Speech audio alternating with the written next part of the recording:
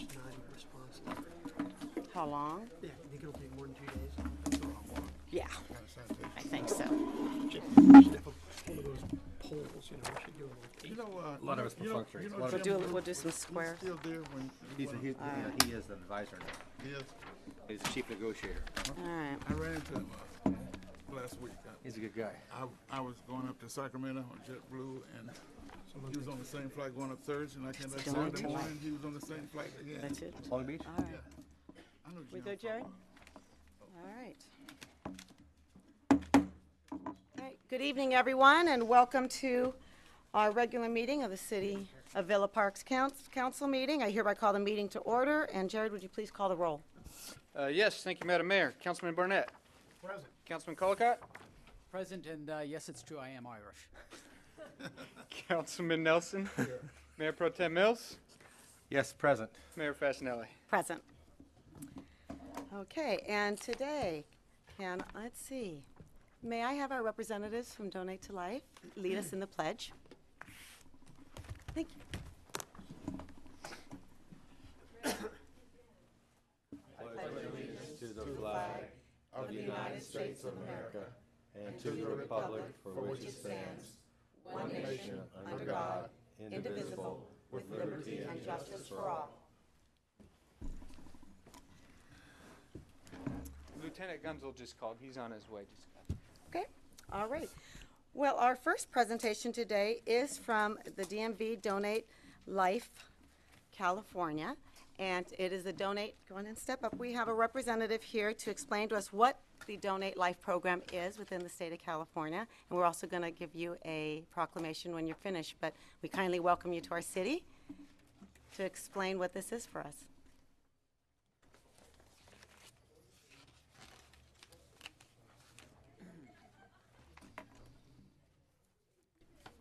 Madam Mayor, Mayor Pro Tem, and City Council members, I truly appreciate the City of Villa Park's support of April's Donate Life Month, and as a donor daughter, knowing that something positive has come from my father's passing in such a tragic time in our family's life has been comforting.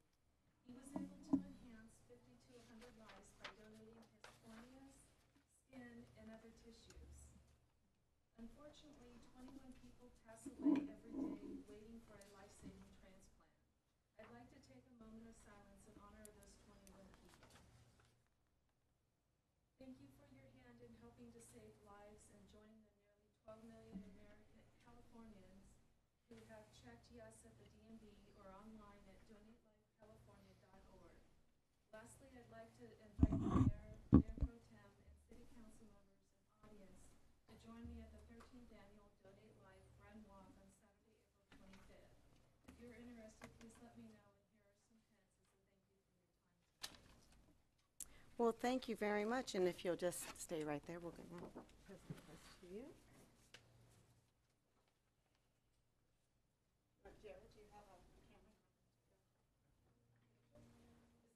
City of Villa Park would like to give a proclamation to Donate Life California, and whereby the residents can sign up with Donate Life California Registry when applying for a renewing your driver's license or ID card at the DMV.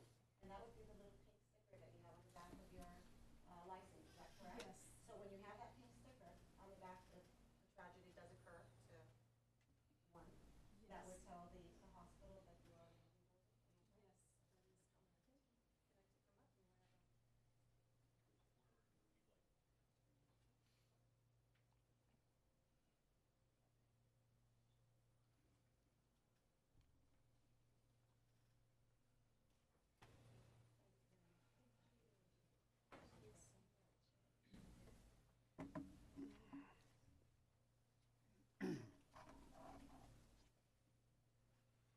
Okay.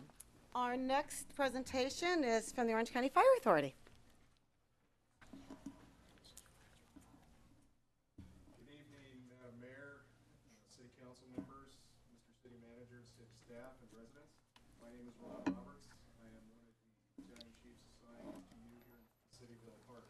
Since our last report, I'll be brief tonight. You can imagine that the majority of our calls of service have been for emergency medical aid.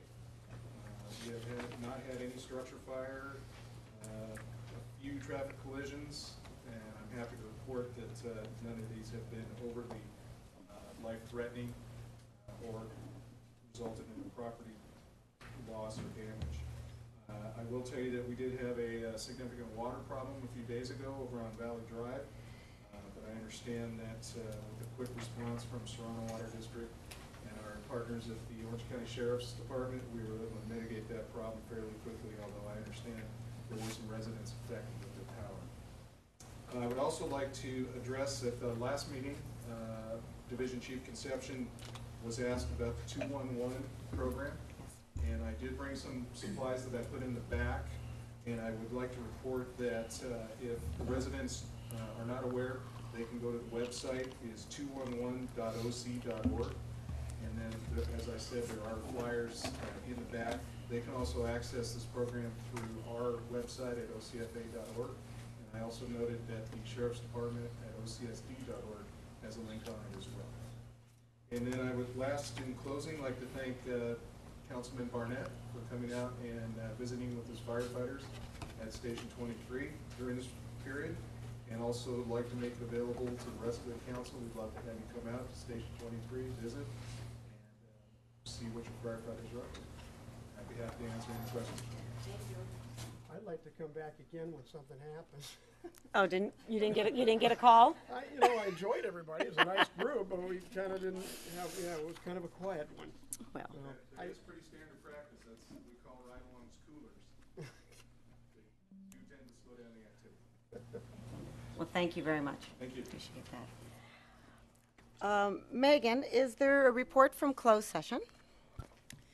Thank you, Madam Mayor. The council met in closed session under Government Code Section 54956.9D2, significant exposure to litigation, and Government Code Section 54957. There's no reportable action.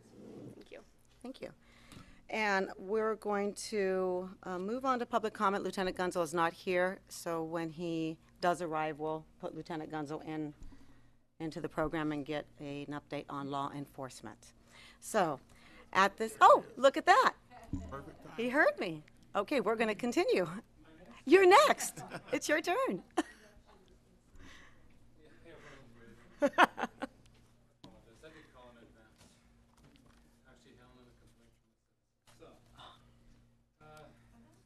at here? The Part 1 crime stats for February. February we have reported 7 Part 1 crimes. 4 of those were burglaries. On one of them there was a pried open rear door, lost and with jewelry. 2 of the 4 had unlocked, one was an unlocked window, and one was an unlocked rear sliding door. Cash and jewelry on both of those. And then the 4th one was unknown method of entry. They don't know how they got in the house, but there was jewelry missing. So that one's an unknown. 1 vehicle burglary, same type of thing, that there was no damage or anything to the vehicle. The vehicle owner claimed the car was locked, but there was a wireless router that was removed. And then 2 acts of petty theft. One was a FedEx package taken from the front porch, which is happening countywide. And then they lost the cell phone that someone left on the counter at the bank when they came back to the cell phones. So that's our 7 that we have reported. Any questions? If there are no other questions, could I ask if the Law Enforcement Advisory Committee could give their reports and start working in conjunction with our sheriff? Yes? I do have one question. That's what I was playing with here on my phone. I was looking at the 211 deal, because that was a little fascinating last time, and I appreciate that, that the fire brought something in, but unless somebody else has a problem with it, I'd love to hear, a 30 or 60-second synopsis, just the really hard key of what the 211 situation, what the deal is with that. Is it possible to do like a really brief thing so people here and the TV group can understand it's there? Because I was kind of surprised and impressed, but I really never got anything on it. Yeah, I don't know. I think it was Chris Consumption. Well, what happened was when I went on the fire trucks, and I went and visited 2 stations over the course of the day. The 211 came up, and I knew of the program, but I thought it was a Los Angeles program and didn't realize that it was also countywide. So a 211 program is if you have an incident that you need some information on. It could be you have a family member with drug abuse, suicidal, someone who has lost their home, a homeless person, someone who's hungry, someone who needs to go on food stamps. If you call 211, they will direct you to where you need to go. They're not going to get it for you, but they're going to assist you in where you can go, give you the phone numbers, give you the resources to go, because that's the hardest part. There was a time when we used to have a phone book that the first 25 pages was all the information as to where to go. Exactly. And it's very difficult, especially if you find yourself in a situation with families that are homeless or you need some help. And that is my understanding what 211 is. It is not an emergency situation where if your car, if your car is broken down and you don't know where to take it, actually 211 will assist you also. But it's not what you call if you are in need of an emergency service. That's about the basics. Am I correct? Okay. I was gonna say, I'm not sure who operates that, but we can check and see if the entity can do the presentation. Yeah, I never knew anything about it. I was surprised last meeting, I asked about it, and there was gonna be a follow-up, and we kinda got a little bit, it still kinda left me, because I was just curious to get it. We will put the information now that we have, we do have some postcards, and we're in the process of updating the website in the next 2 months and adding information that would help facilitate our residents in finding assistance for their family members or themselves or anybody that they need to. We're going to try and make it a little user-friendly when we need something. So there'll be more on that in the future. Okay. One last thing, while we're talking about law enforcement committee, what we have decided to do is pull out the stats from the schools. So far since that decision's been made, there hasn't been any incidents at the school, but not to take them out of our stats, but to highlight that these are not part of,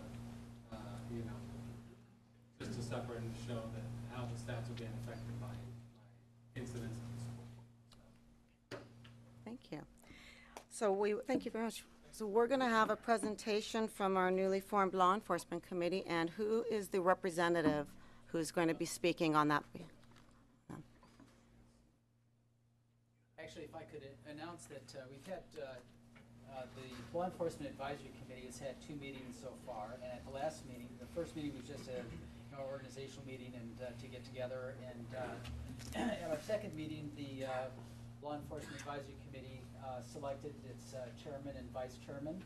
I'd like to introduce Vince Rossini as the new chairman of the Law Enforcement Advisory Committee, and John Whitman as the vice chairman. And these gentlemen will be our primary contact, making the reports to the City Council and the community about the efforts of the Law Enforcement Advisory Committee. So thank you very much for taking this on, and welcome on board. So. Thank you very much. On behalf of the Law Enforcement Advisory Committee, I would like to thank, the mayor and the City Council for giving us opportunity to work with the Sheriff's Department to make Villa Park really a truly amazing city. It already is, but I think we're going to try and take it to that next level. As a committee, we have started to look at drafting a status report of where we're at with respect to law enforcement. What are the issues that our city really faces? It looks like we're a really, really safe city, but there's some issues that we can still work on.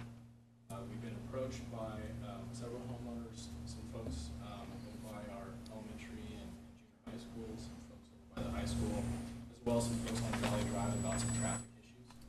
We're looking at some burglary issues. We've received feedback from our neighborhood watch program, and we are in the process of drafting a report, which we'd like to present to the City Council at the May meeting. And I think this committee is really bringing a wealth of experience to the table, and I really think that this is going to be a fabulous opportunity to improve Villa Park. I'll make it brief. This is the co-chair, John Whitman. He may have a few things to say. Yeah, thank you. Yeah, I would echo a lot of what's been said. We've identified a couple of things, and we're all just kind of basically getting in a room and brainstorming about different ideas, things we can come up with to try to reduce crime and improve traffic within the city. We've identified a few areas.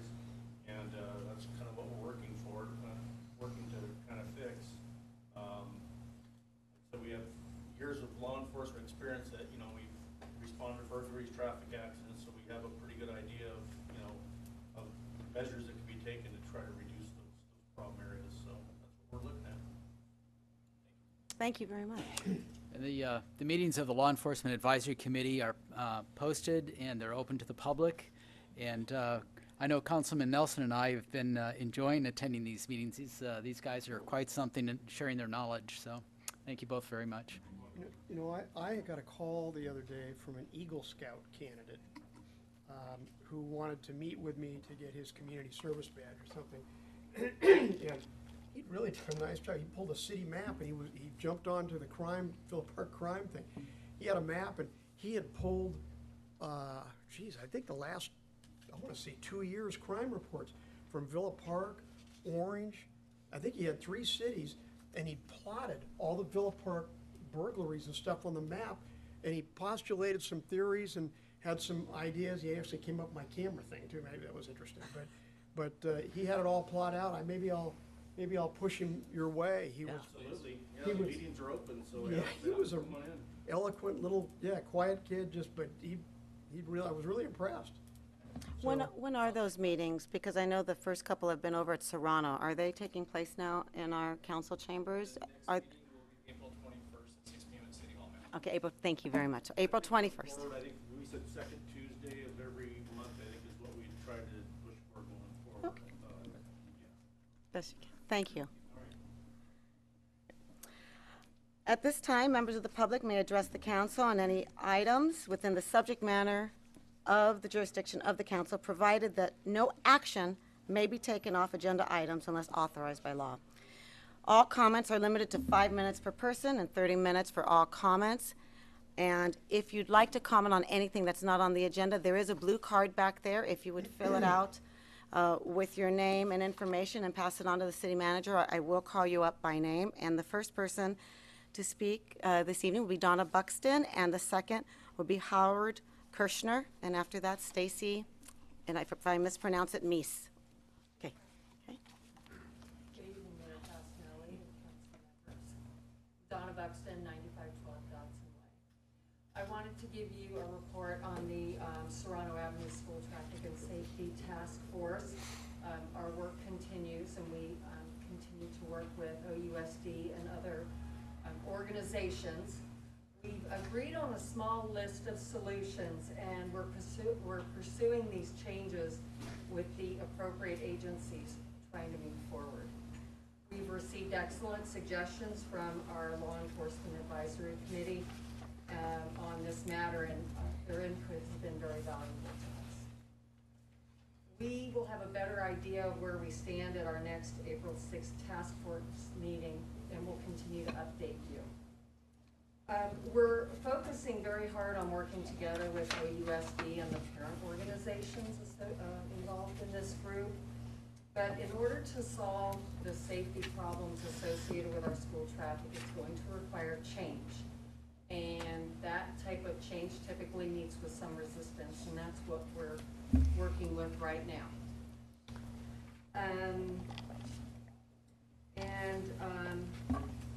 I know that as our city representatives, you'll keep the best interests of your residents foremost in your mind when it comes time for you to take action on this matter. We'll continue to keep you updated in monthly city council meetings. Thank you.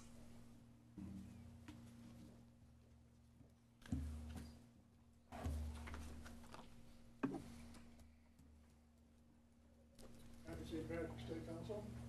Attendees. You too? I'm not certain if the subject I'm talking about is or isn't on the agenda. The agenda is rather nondescriptive to me, but the subject is the rumored plans to restrict parking on the streets around Serrano and City Hall. And that's not on the agenda, so you're speaking properly here. Okay. Okay. So the bottom line is I'm very against those restrictions. I recognize that the owners of the homes there may be bothered with the amount of traffic or parking in front of their homes. However, that's the nature of the beast. They have homes near schools.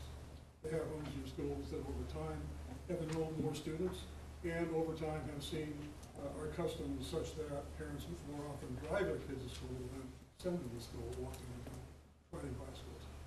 Nonetheless, they knew the schools were there before they bought the homes, and they're free to change that and live somewhere else. In the interim, the greater good of the community is to take a look at what we're going to do as to regulations that best serve the greater whole.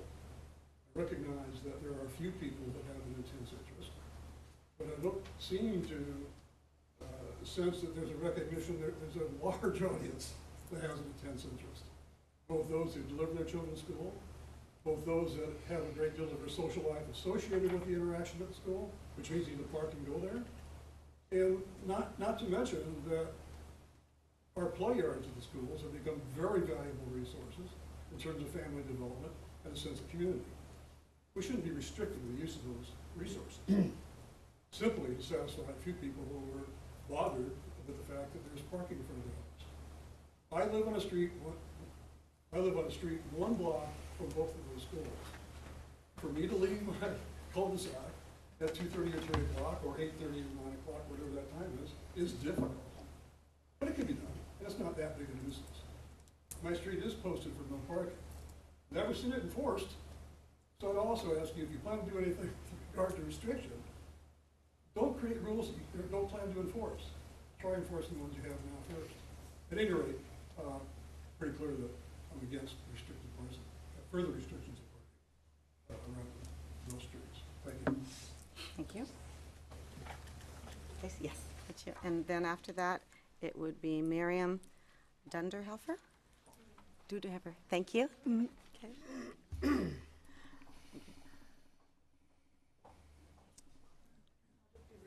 Okay. Welcome. My name is Stacy Mice. I'm a resident of Orange, but I grew up in Villa Park, and I'm 10 years in with 10 more years to go having kids in the Villa Park school.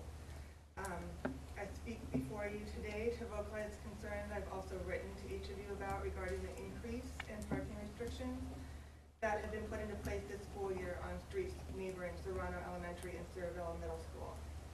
Mostly, I just want you to not be under the impression that these changes are unopposed. I feel like, aside from the more notable changes of completely restricting parking on Feather Hill and Dodson Way, I think most of us, most parents at the schools I'm involved with, aren't fully aware of the effort to push still more restrictions. I'm not understanding who these changes are serving other than a handful of residents. And while residents who live near schools in Villa Park or in any school neighborhood anywhere might find it occasionally inconvenient, it seems to me that it's just par for the course when residing in a neighborhood so close to active schools. It seems to me that the impact to the larger community should be the focus. We simply don't have any other place to put our cars when we drop our kids off at school and pick them up. The lots are too small for all of us to park. And we've done everything we can at Serrano, for instance, to use the parking lots for cars to be able to move through for people that do opt to drop off their kids from their cars. So I also think that activity around the schools should be a welcome sight, as should parents convening outside of the schools. While my children are in their elementary school years, I've felt strongly that it's my time to make a presence at their school, to be known by their teachers, my child's friends, and their parents. I see the idea of all of us staying in our cars, running our engines, and isolating ourselves in a pickup line to be a detriment to the community. We should be out, we should be talking to each other, looking out for each other's children, and keeping our eye on who is around us. Instead, it's becoming nearly impossible for parents to park and get out of their cars in order to walk their children into school or meet them as they exit. Not sure why I just feel like we're being treated with contempt in our attempt to do this.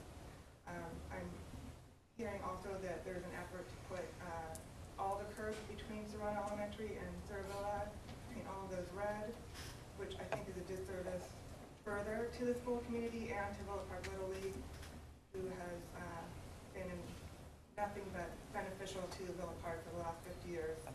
So I just will close out by saying there are some of us who are not in favor of the changes that have been made or that are continually coming up for your review.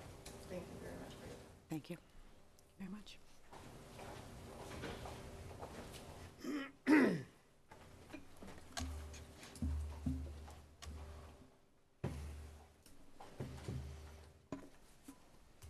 My name is Miriam Dubenheffer, and I'm a resident of Villa Park. I live on Oakwood Circle, and I am also opposed to these parking changes. I witnessed them firsthand. I walk and sometimes drive my kids to school. I have seen that the traffic has gotten heavier since the parking restrictions have been made on Feather Hill. I think that restricting even further will make the traffic more of a nightmare than it already is. I mean, basically, in my opinion, the main issue of why there's a lot of traffic around the schools is because our schools are not made for 3 times as many kids as are forced to go there. That's really where the bottom line is. I also oppose these parking changes, expanding on what Mrs. Mice and Mr. Kirschner said. I don't want my tax dollars being used to implement parking for the few. We're out to benefit the community, and my tax dollars being used to benefit just a few people doesn't sit well with me as a tax-paying citizen. Also deferring the traffic problems from the Feather Hill Dodson streets, it's just gonna push the problem down the road. And it's gonna push the problem over to my street. I have people coming down my street every morning and every afternoon. I chose to live there. I've been living there since 2011. It's 15 minutes of inconvenience in the morning and 15 minutes of inconvenience in the afternoon. I chose to live there. If I don't want that, I would move. But to use tax dollars to benefit just a few people who are inconvenienced by a school that they knew they were moving next to, I just don't agree with. It's just, that's pretty much everything in a nutshell, based on expanding on what they've said. Thank you very much. Thank you. Thank you. Okay, is there anyone else in the audience who would like to speak at public comment?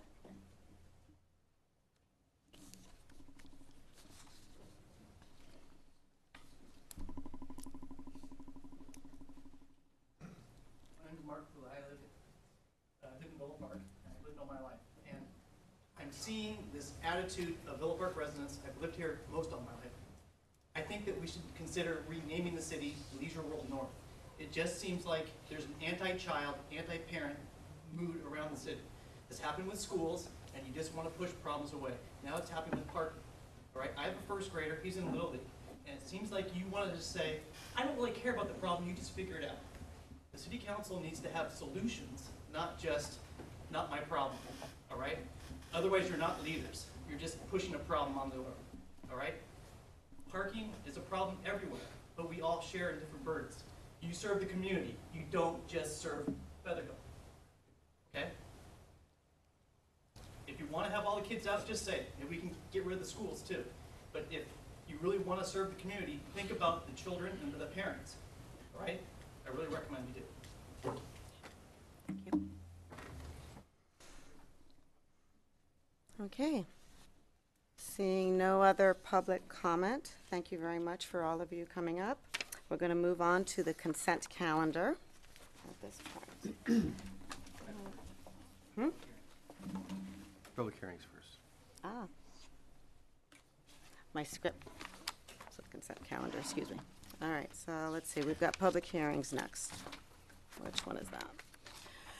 Number 3, we're going to waive reading in full of all ordinances and resolutions on the agenda. Do I have a motion? So move. Okay, Second. a second? The voice vote, all in favor? Aye. Opposed? Hearing none, it carries. All right, number 4, conditional use permit request at 17859 Santiago Boulevard to reinstate the use of a telecommunication facility. This item was continued from the city council meeting on February 24th. Can we have an update from staff? Yes, I'll have our new planning manager Ray present this report. Welcome. Thank you. Good evening, Madam Mayor, members of City Council. The item before you this evening for your consideration is a request for approval of a conditional use permit to reinstate the use and operation of an existing 45-foot tall monoplex located here in the shopping center. This item actually appeared before you at the February 24th City Council, meeting, and City Council voted to continue this item to tonight's meeting to consider. It was continued to allow staff additional time to work with the applicant to address some concerns and questions that the City Council had at that meeting. There were questions regarding the structural integrity, improving the aesthetic quality and appearance of monopine, increasing the vertical dimension of this structure to allow co-location in the future, and increasing and improving the service coverage for the residents in the community. City staff did in fact contact the applicant and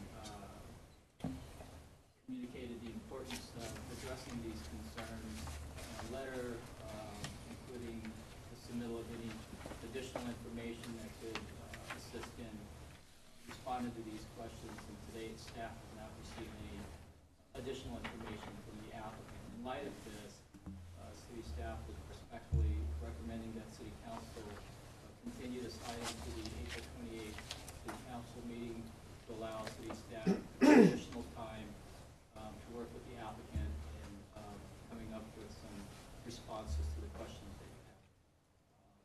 That concludes my staff report, and I'll be happy to answer any questions. At this time, let me open it up for public comment, and I do see that the applicant is here, and that's Ryan Young. Is he still in? If you'd like to come up and say something.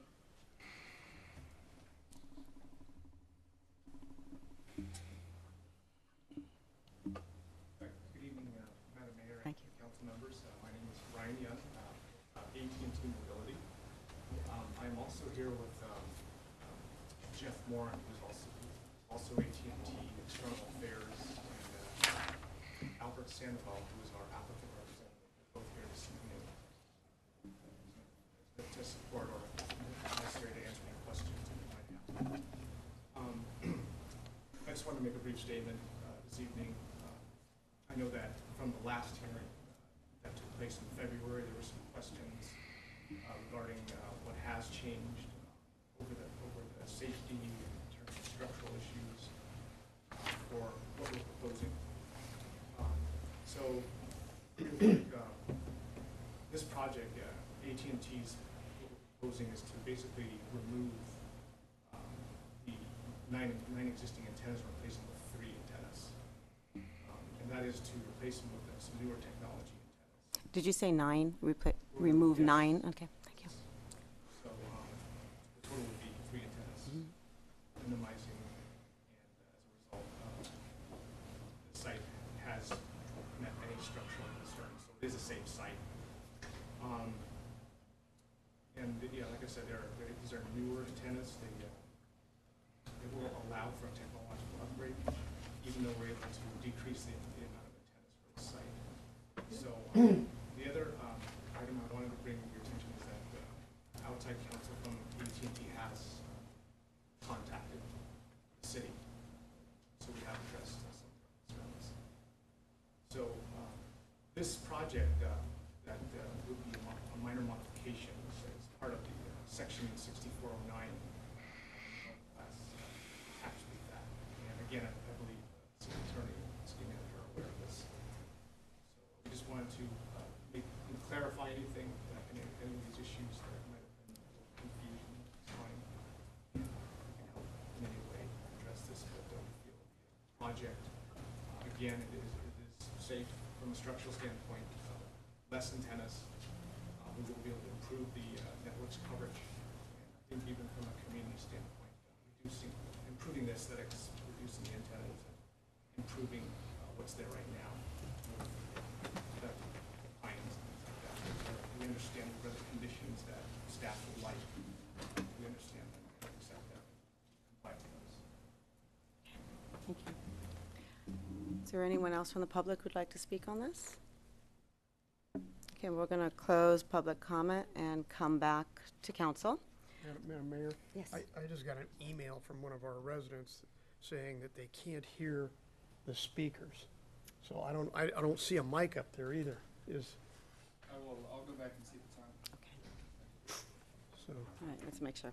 Just to, for the benefit of the public and for those of you who are sitting here and those of you watching us, this issue came to us last month. And in very simple terms, there is one cell tower in Villa Park, which we all love and adore because we use it. And the applicant applied for a CUP to have a new cell tower put in a different location, and we approved that about a year ago. And what has occurred over the year is that new tower was not built for whatever business reasons, was not going to go forward, and they came back to us wanting to make modifications to the tower that is there.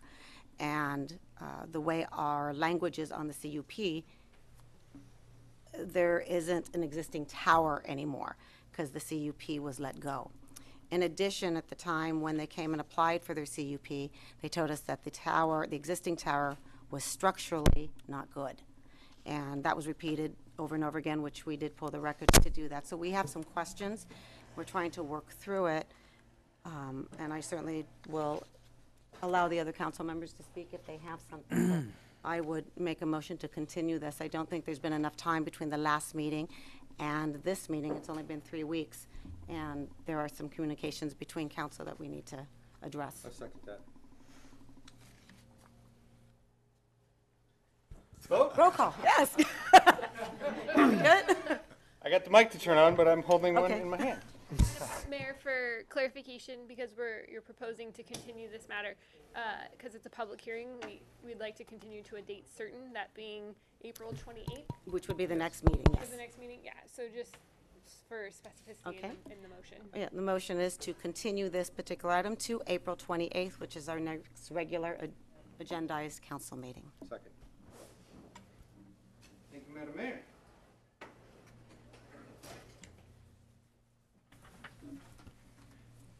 Councilman Colacott?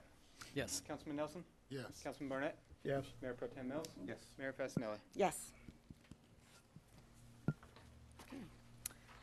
Next is our consent calendar, which are all considered routine. Any member of the public or the council can ask to have one item removed or two. Is there anyone here who would like to have any items removed from the consent calendar? All right, seeing none, do I have a motion to approve consent items 5 through 10? I so move. Second. Councilman Colacott? Yes. Councilman Nelson? Yes. Councilman Barnett? Yes. Mayor Pro Tem Mills? Yes. Mayor Fasenelli? Yes. Carries. All right. Item 11, Underground Utility District, requested by Councilman Colacott and Nelson. Okay, thank you. The unofficial city tree of the city of Villa Park is the utility pole. And this species and their assorted utility lines infest many of our primary streets and neighborhoods. Despite this designation and their drought tolerance, our residents have sought to eradicate this non-native and invasive tree species for decades. It is a recognized blight on our otherwise beautiful community. Further, utility poles are a traffic hazard and a potential fire hazard. Our residents are looking to our council to take leadership in eradicating the utility pole from our community. To address this concern, Councilman Nelson and I worked with concerned residents along Valley Drive to develop a pilot project to investigate the feasibility of undergrounding utilities and getting rid of those utility poles. The resident members of the steering committee include Vince Rossini, Billy Skeffington, who was here, and Seth Hamilton. The pilot project area extends the length of Valley Drive from the top of Center Street to Saravilla Drive, and also includes Loma Street, Loma Street north of Valley Drive, and Rama from Valley Drive to Rosano.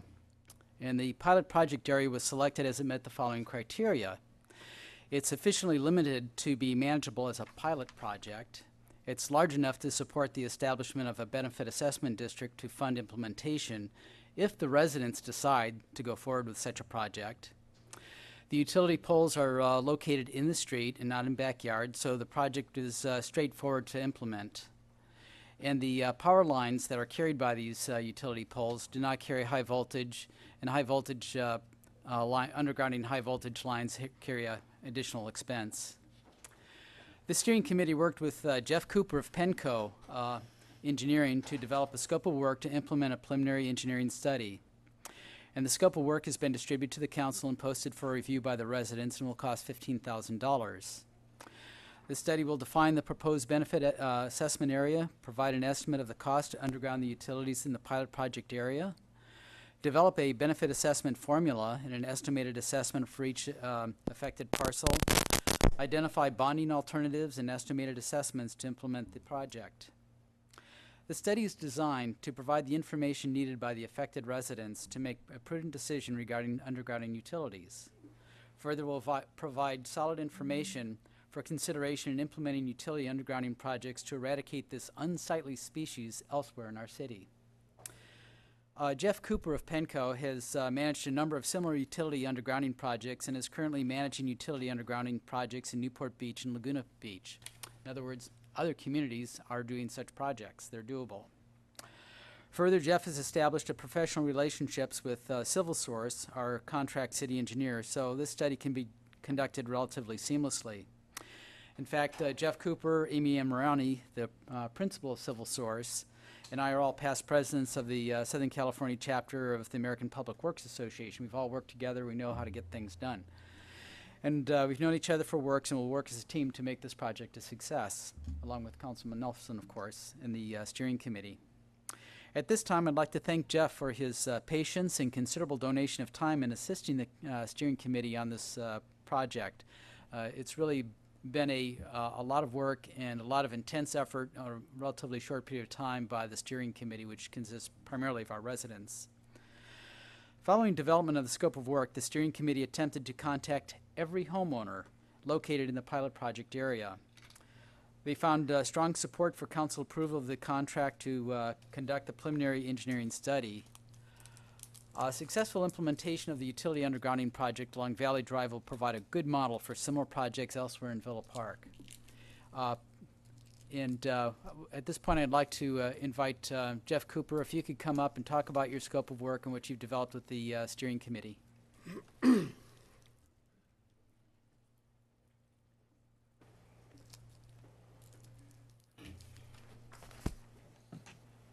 this work? The podium mic has a green LED light on, should be working. Okay, so you hear me? Yep. Okay. First of all, it's a pleasure to be here this evening. Nice to see you again. Madam Mayor and council members, pleasure to be here. I have to say that I think Bob stole my thunder. He's pretty much covered the, the whole topic very thoroughly, but just to, like to add a couple of thoughts and comments. My experience is that most property owners would like to have their utilities undergrounded. Okay, that's a common thing that they'd like. In fact, some have had them there for a long time, and it really impacts their view. It affects the aesthetic value of their property, and it's actually a safety potential hazard for them. One of the things that almost always happens is once these things are done, the public goes, why didn't we do this a long time ago? And they also find out that their property has increased in value. So not only do they have increased safety, and enhanced aesthetic to their environment, but the property value goes up. Typically what happens is once we get to the point of actually forming the district, a property owner has a choice of either paying cash or going to bond. If it were to go to bond, it actually goes on their property tax bill and goes with the property. So if the property was actually sold, then the assessment would carry on with the property. Okay. Really my job in this study is to answer the question, how much would it cost per parcel? And usually what happens is people always say to me, oh, I'd love to have them undergrounded. But the second question is how much? What we're really doing here tonight is allowing the private property owners the opportunity to find out how much it would cost. And once they know how much it costs, would they like to proceed? It's hard to decide whether you want to proceed if you don't know how much it's going to cost. So that's really the plan.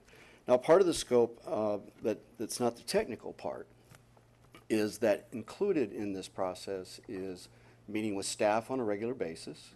It's proposed to actually have a public meeting with the property owners once we get into the study, and then there'd be a presentation to City Council on the results of the study. So, I'm really available to answer any questions you may have. Yes, about how many residents in our community will be affected by this directly on their properties? Because I see this is only one small portion of the community, and a lot of it's already underground as it is. Right. We picked an area that we thought we'd have the biggest impact and make it as special benefit in close residential area as possible. I would say there's approximately 80 to 90 parcels that are proposed. Approximately. No, I'm talking about the entire city, because what you're proposing tonight is a cost, a non-budgeted item to be added to our budget that doesn't affect over 90% of the people in Villa Park. Okay, I didn't understand your question. Okay. Now, what can happen is if the project is successful, the city actually can be reimbursed by the assessment district for the cost. I see. Okay. So it's an allowable cost that could be reimbursed. Okay. You might think about, well, should we do the whole city? It's very difficult to do the whole city on the assessment district because there becomes a general benefit component. I would think that if we were to bury all of the lines in town, it would be a general benefit to everyone. Well, and if it were, it would need to be a 2/3 tax vote. Yes. So this is developed per Proposition 218. It's done through the codes, and when the code requires that it be a special benefit, it needs to be a local benefit as much as possible. So the people that are affected are the ones that front or right next door to the poles. In your experience, what is the average cost of I mean, you can look at this. I got field gauge out there. What is the cost? We've heard $1,000 a foot by Southern California Edison. Well, that's their cost of doing project work. When I'm asked that question, I answer it based on what do I think the parcels may pay. Okay. So the districts I've done, it's varied from $5,000 to as high as $50,000. We don't know that yet. Depending on the parcel. Depends on the district, how many properties are in it, what are the construction costs, it all varies. But I've seen as low as $5,000, that's the entire cost. I've seen as high as $50,000.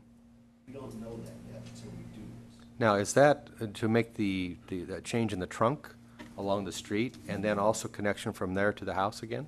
With the assessment district, you're only allowed to do that work within the public right of way, okay? So there is an additional cost. Each property owner would have to reconnect to the new system. That's done individually, it's not done through the city, it's not done Right. through the assessment. Just like a sewer hookup, exactly. Right, exactly. Yeah, exactly. Okay. So, a rule of thumb is, let's pretend your assessment was $5,000 and you wanted to pay cash $5,000. You're allowed to do that under a certain period. If you wanted that to go to bond, your payment per year was probably about, rule of thumb is about 1/10 of that. So it'd be about $500 a year. That would go on your property tax bill. For 10 years. 10 to 12 years. Okay. And if you sold the house, it goes with the Goes with the property. title. Okay. All right. It's an assessment. But again, in your experience, looking at a city like Villa Park and Valley Drive in particular, because that's our discussion right now, how much do you think that will cost the, what looks like about 48 houses on the map that I saw? 65. 65, I'm sorry. Like I said, I can only say, my experience is $5,000 to $50,000. But I'm like an a doctor being asked to diagnose a patient in front of me? No, I don't think so. I think that's a reasonable question because you can see exactly what's going on here on Valley Drive. 5,000 to 50,000. Say case, 25,000, okay. Several years ago, within the last 10 years, and I don't have the date, we did bury power lines. It cost us $300,000 to bury the power line. That's what it cost the city. So we know how much it cost because the city did it, and those records can be reviewed by council. I'm not necessarily sure if they have been reviewed. So I just wanted you to be aware of that did occur. Because that is a wish list for everyone, and I'll have my comments after public comment, but I just want you to know that we did do one, and that was here. If anyone, does anyone ever have any questions? I have some more questions, yes. I like this idea a lot. I don't like the fact that it's a non-budget item, that we haven't budgeted for this. And that's my main issue at this moment. If there's some way to get estimates ahead of time, and I think it needs to be talked about within the community because now this will begat other districts in the city as well, as I'm sure you anticipate. Because it's not just because there's all down Valley to Center, and in Lemon, you've got all sorts of other areas in town that are heavily, and especially along Santiago right here. My experience in other cities, once they start doing this, everybody wants to do it. Okay? Because people don't want to have their power above the ground. Well, plus the disruption of their power lessens dramatically because of the wind issues, yeah. There's safety issues, there's consistency issues, there's all kinds of issues. People run into this all the time. So, the idea here is to start with a pilot project, one that we feel is very doable, and make it a kind of a example of how to do it in the city of Villa Park. This pilot project, though, for the last couple of years, what the community has told us is that if we were to bear the cost of bearing any poles, it would be around our town center to make it look nice. I'm not necessarily sure why this particular area was picked.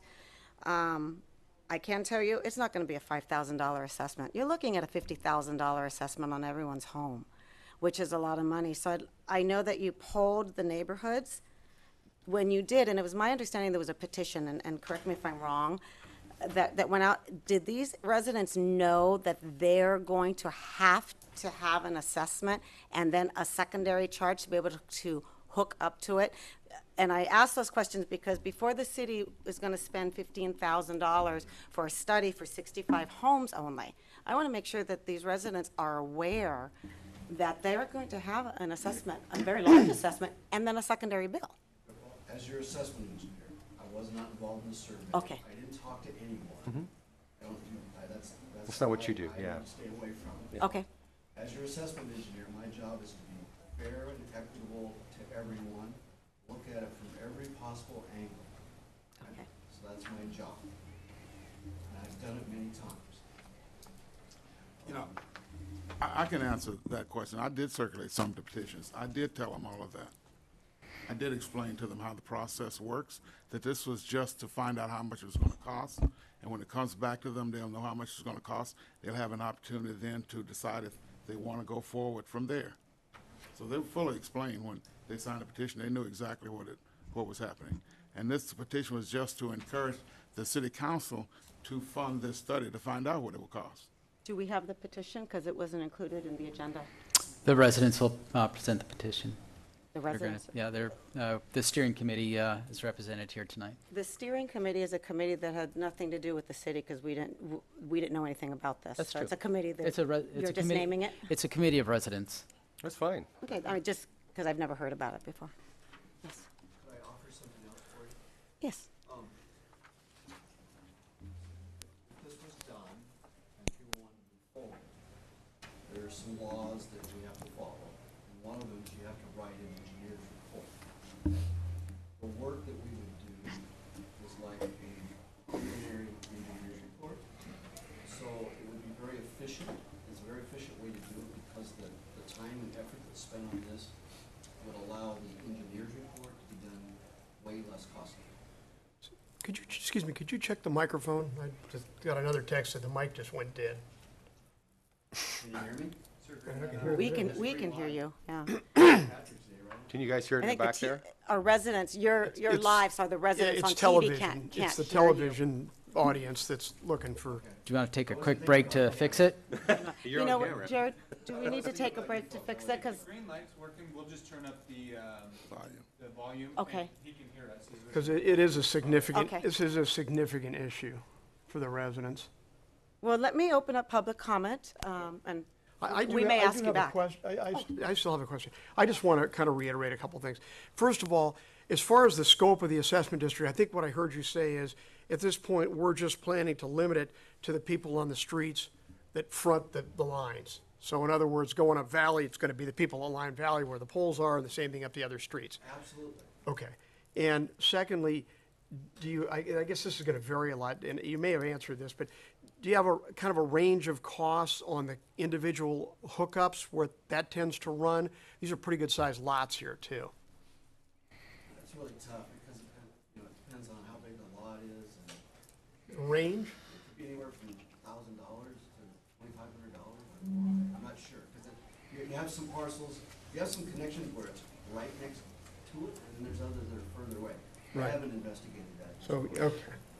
And- We're not looking $5,000 or $10,000 a house for that, probably. My understanding too is that sometimes the contractor that does the work out in the street works out a deal with all the homeowners to also connect up. That's a good point, yeah. What often happens is the property owners get together and they hire one contractor that goes through and does them all, and there's an economy to it. Sure. Let me open up public comment, and our first speaker here will be Lori Cherney.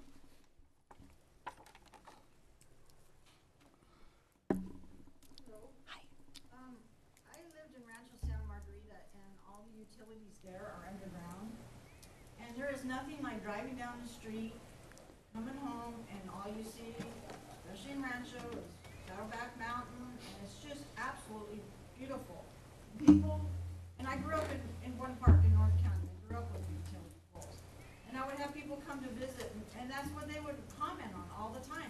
Wow, you guys don't have any power poles here. I mean, there was a few, but most of the utilities were not. When I was approached by Robert here about doing Valley Drive, I live on the side of Valley Drive where there are no poles.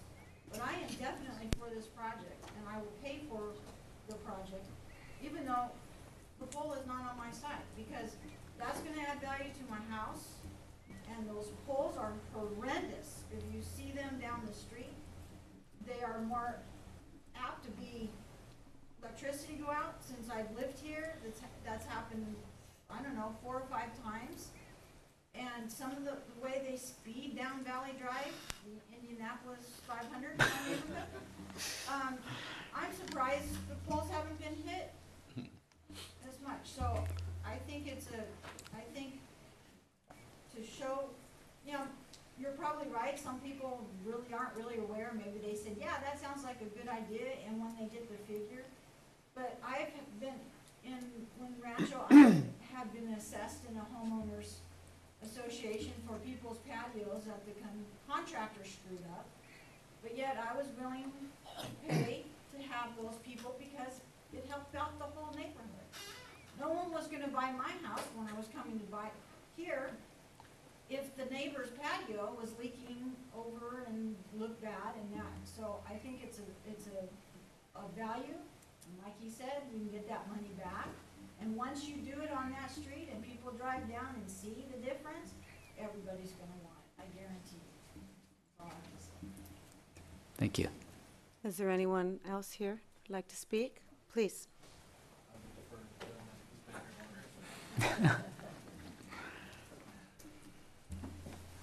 My name is Ron Actonero. I've been selling real estate in Dover Park for 35 years. And I just want to congratulate the city on selecting such a good, highly qualified council. Because somebody that you're interested in promoting these new ideas and to improve the city, and therefore we're going to improve our home values. So I'm really happy to see you all up there.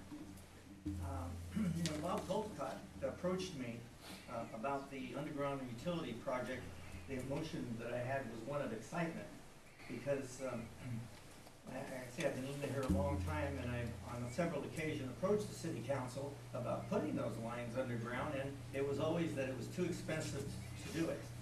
And each year, the cost gets higher, and eventually it'll have to be done anyway. So by taking this action now, we're not passing this on to our children.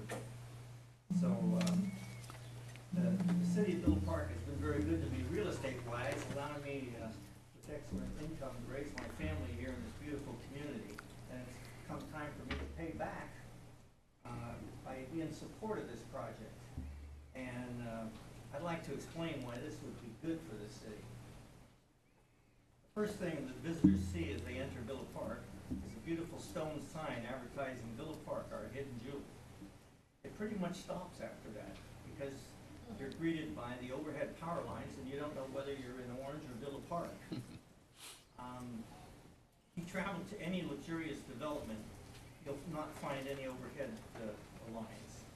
And if visitors come to our city, they're not impressed by the first look, but many find out about Villa Park living and all the benefits of living here and eventually locate here. Buying a home here, if buying a home is an emotional decision, and it's usually made in the first few minutes of entering that home. And that's the same way about a city.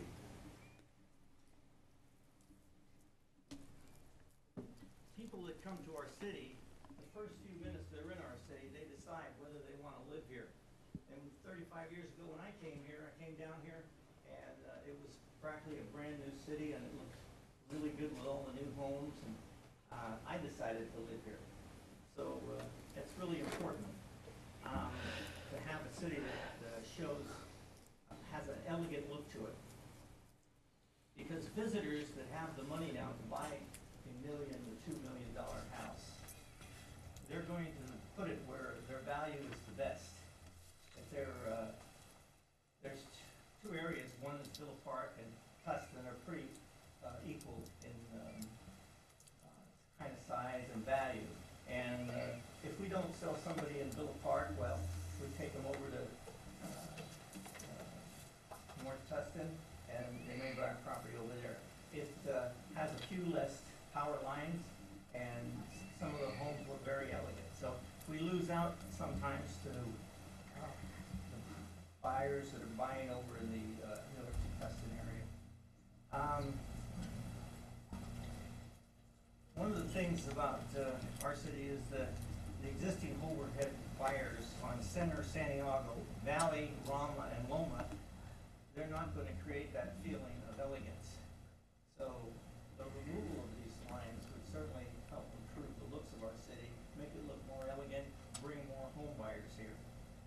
And to determine value, I did some comparable sales on properties in North Tustin and Villa Park to see how we would fare with North Tustin. And I use that because it's similar to our area. And they still have a few overhead wires, but it has that good, elegant feeling. I charted home sales from 2010 to 2014 and determined the average home sale price, the number of homes sold, and the number of homes sold over 1 million. Now, you got to look at all three of those numbers, because average sales price could vary because there may be only 3 homes sold in that area, and in another city it could be 30 homes. So you have to look at the number of homes sold over 1 million to determine that we're talking about apples and apples. So, for example, in 2010, the average sales in Villa Park was 1,073,152. There were 69 homes sold, and properties over 1 million were 28. In North Tustin, there was 1 million. The average sale was 1,227,394. Properties sold were 47, and the properties over 1 million were 35. 2010, we were just coming out of the real estate downturn, so it was just starting to come up again. 2011, Villa Park averaged 967, 881. There were 48 homes sold, and there were 18 over 1 million. Excuse me, that's 16. In North Tustin, there was average sale were 1,211,568. There were 44 homes sold and 28 over 1 million. In 2002, homes and average sales in Villa Park, 1,090,755. There were 69 sold, 37 over 1 million. Ron, if we could maybe just hear it. Okay, thank you. Took me a lot of time Sorry. to do this work, so. I understand. We've got, I do appreciate it. I just gave the. 1,260,212 in 2012. And then there were 48 homes sold, and there were 35 over 1 million. Now we're getting to 2013, it's really important. 2013, 1,086,115 average sale in Villa Park. In Tustin, it was 1,241,000, so they jumped up to 200,000 average sale over us on from Villa Park. There were 74 sold in Villa Park, 90 in Tustin, 646 in over 1 million in Villa Park, 65 over 1 million in North Tustin. In 2014, there were 1,215,068 in North Tustin. There was 1,243,742. There were 64 homes sold in Villa Park, 127 in Tustin. There were 42 over 1 million in Villa Park, and there was 96 in Tustin. So you can see there's quite a big difference. So the average sale in North Tustin is running around $100,000 higher than Villa Park is. And what do we need to do to get our home values up? And that is, let's support this project to put the utilities underground. And you can see your homes will appreciate accordingly. Even the homes that are not fronted by power lines that are living in some of the newer developments are still going to benefit because their values are going to go up as all the other homes go up. We're selling lower than North Tustin. We should be selling at the same price. So, Thank anyway. you very much for your very informative report, and I know you worked a lot to get that. Thank you. Excuse me, Mayor, I just want to clarify something. I gave this gesture to Jared during the comments. For anybody that's watching, anybody here, I wasn't trying to cut him off or make any adverse gestures. I just keep getting emails from people who say they can't hear, and I was trying to gesture that they couldn't hear him. So if anyone thought I was putting it to Ron there, I wasn't. I was just trying to indicate that he wasn't hearable on TV. Should be working. Just in case. They said it, let me see. I don't know, it says now it's on 1 minute ago. Talk loud. There we go. Talk loud. If we right. maybe if we like put our mics against him or something. Yeah, there we go. That's all. Folks at home, turn up your volume. They try to do that, but then we get the feedback. Oh, okay. All right. They'll turn up the volume on another mic. All right. Well, Mr. So Howard Kirschner. Kirschner, Oakwood Circle, Villa Park, Thank you. 35-year resident. Gee, I've been here as long as Ron's been selling real estate. Comment to Ron's comment. It appears that our property is valued very similar to Tustin. They haven't taken down their poles, so I don't understand the point. What they have done is improve their schools. And one of the points I would want to make is there's a tremendous resistance to increasing taxes. If it's going to cost me $5,000 to take down a pole, or my neighbor's going to have to pay $5,000, I would think that they ought to reconsider funding school improvement. That will help our children. That will help our property value. I'll look at the polls if I can get a better school. I hadn't known about this project till tonight's meeting, so my notes are a little bit thrown together. I would be interested as to what portion of the steering committee is in the area affected by the pilot.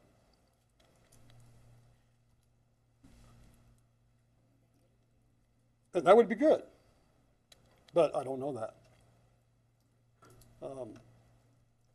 I would be interested in hearing from the experts as to what the real safety issues are relative to those poles. I haven't heard too much about people getting hurt with falling poles. I'd be real interested in the commentary that was made with regard to the improved service of having underground versus wired pole service. By the way, I like the idea of not having electrical overhead.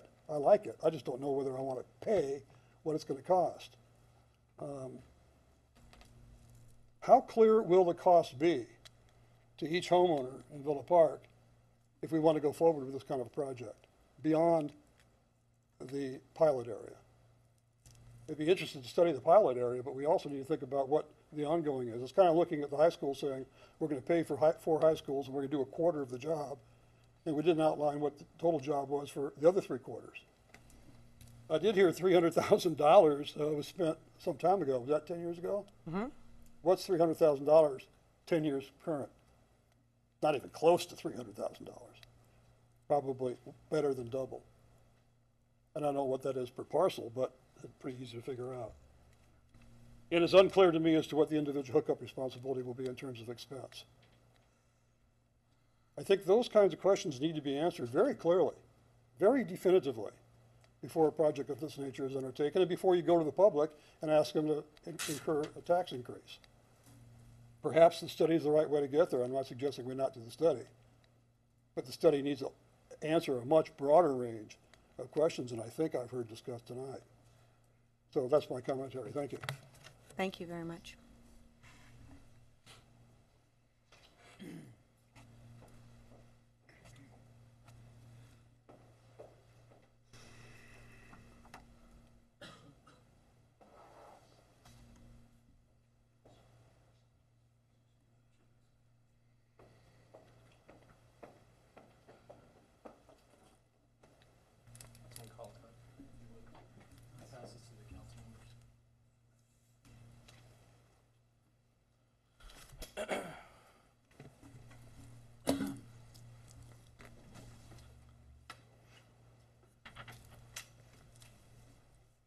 Now, are we having a public comment or a presentation, Jared?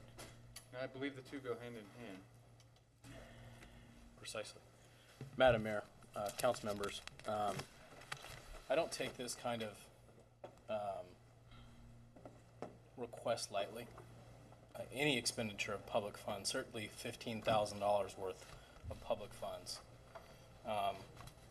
Unless I'm mistaken, we spend that. For the can you state your name for the Yes, ma'am. for the record and your address? Yes, Mayor. Thank you. I My name appreciate is that. Vince Rossini, and I'm a resident off Valley Drive. Thank you. Villa Park. I don't take this type of expenditure lightly. I don't take going door to door to potentially people who are on a somewhat fixed income, albeit a wealthy neighborhood, and ask them to sign a petition. As this petition clearly states, nobody's under any obligation at this point in time, and nobody would be under any obligation even after, if the study were to be approved. They would have a vote, an individual vote, if you wanted to assess your property, and it would be coming out of their money. Myself, Seth Hamilton, Councilman Nelson, Councilman Collicott, we all went door to door. Everything was very transparent. Everything was out in the open. And it speaks very clearly on this diagram here. Every one of these red parcels, but for one, because one resident has some questions at this point in time. Vince, we can't see the. Except for the. Yeah, turn around this way. So all the red, take away one, and then this orange, and this one are in favor. So these 3 orange squares and one other we'll call no's. The rest are in favor of the city council at this point in time approving a feasibility study, an expenditure of public funds to benefit not just the residents of Valley Drive, but the residents of Rama, residents of Loma, and frankly, from a property value standpoint, the entire city. The entire city. And from a safety, we asked the question about safety. Sight lines. We have high winds in Villa Park. The first time I ever came to this city, I'm sure there's a call log on 911 when a power line at Crestview and Mesa went down. If a small child touches that, electrocution, instantly, dead. That's not fiction, that's fact. Okay? So please understand that there are no false promises made, that this was an extremely open and transparent conversation that we had with the residents. And I challenge anyone to say anything differently. I know, I was there. How many red boxes are there on that? By my rough count, again, not a math major, somewhere in the neighborhood of 59. So out of 65 homes that you've plotted along that route, Correct. 59 you talked to and are very interested anyway? Correct, give or take. Some of the ones that are not colored in, for instance, there are a couple of parcels where they're absentee owners. It's clear because there's a pool with filth in it and mosquitoes and that kind of thing. Nobody answers the door. I mean, we went all hours, all days, weekdays, weekends, to make sure that we got the word out. And those folks that we couldn't contact, we left flyers at their door. So I want you to please understand that this was done with the utmost due diligence, with the utmost transparency. And I think these folks will attest to that. Many of the folks in this room right now who perhaps have better sense than I do, or maybe shy, don't want to come up here and talk in front of the camera. But I think that by just the sheer numbers that we see in this room tonight versus the average council meeting, it speaks for itself. We have a few more tonight than we had in past council meetings. I would like to yield to others that might want to speak about this. If you could finish, and then I'm done now. And here are the petitions. Thank you very much. Is there anyone else who'd like to speak for public comment, please?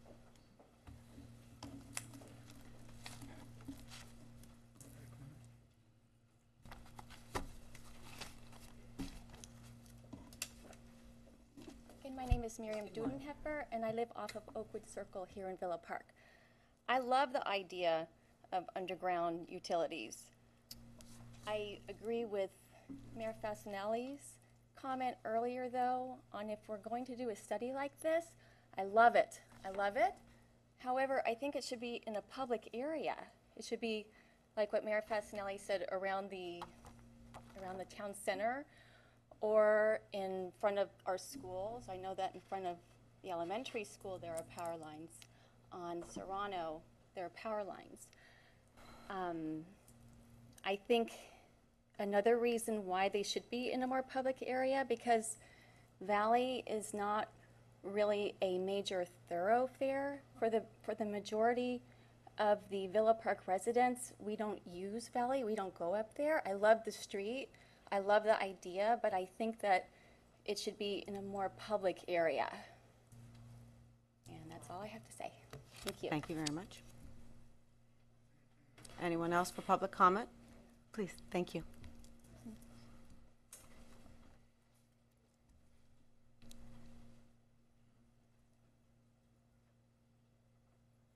My name is Diane Lickle. I live on Valley Drive.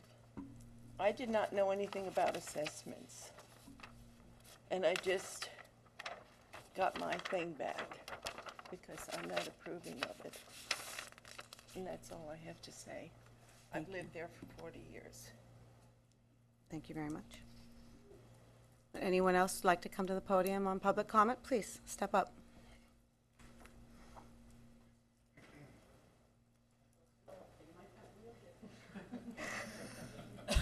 Take the shortcut. I know. All the way around. When you go, why don't you come down the middle? Take the shortcut. It's okay. If anyone's shy, don't worry, because the neighborhood can only hear you about half the time anyway. There's got to be a wiring glitch. Sounds goofy. I think it's on there. Hi, everybody. Hi. My name is Angela Castagna. I live on Valley Drive, right across of Mr. Rossini. And we've been there 42 years. And I've been here a lot of times when we built the house there. We had a lot of hard times. The tree fell down because a lot of back and forth, this and that, a lot of problems. What I don't like is, my husband been build houses in Villa Park. The city put a knife on the builders to do the curves and everything else. But when it comes for the city to do things, they don't do nothing. Our street is narrow, and there are a lot of cars. Isn't that like the girl said? There are a lot of cars coming from both sides of Mesa and Cerro Villa. The children could be right out there get hurt. Should be some place there is a curve, some place not, because they're waiting for the people to build or do something. So if they remove the electric pole, could be done and fix the street. Same thing on Mesa. Mesa, so many times, all the garbage can out there in the middle of the street. If you don't watch, you knock everything down, or you get an accident. And then who get the problem? You got to guys pay. I don't understand why the city they do this. And what else? Oh, there was something else. Let's see if I have over here.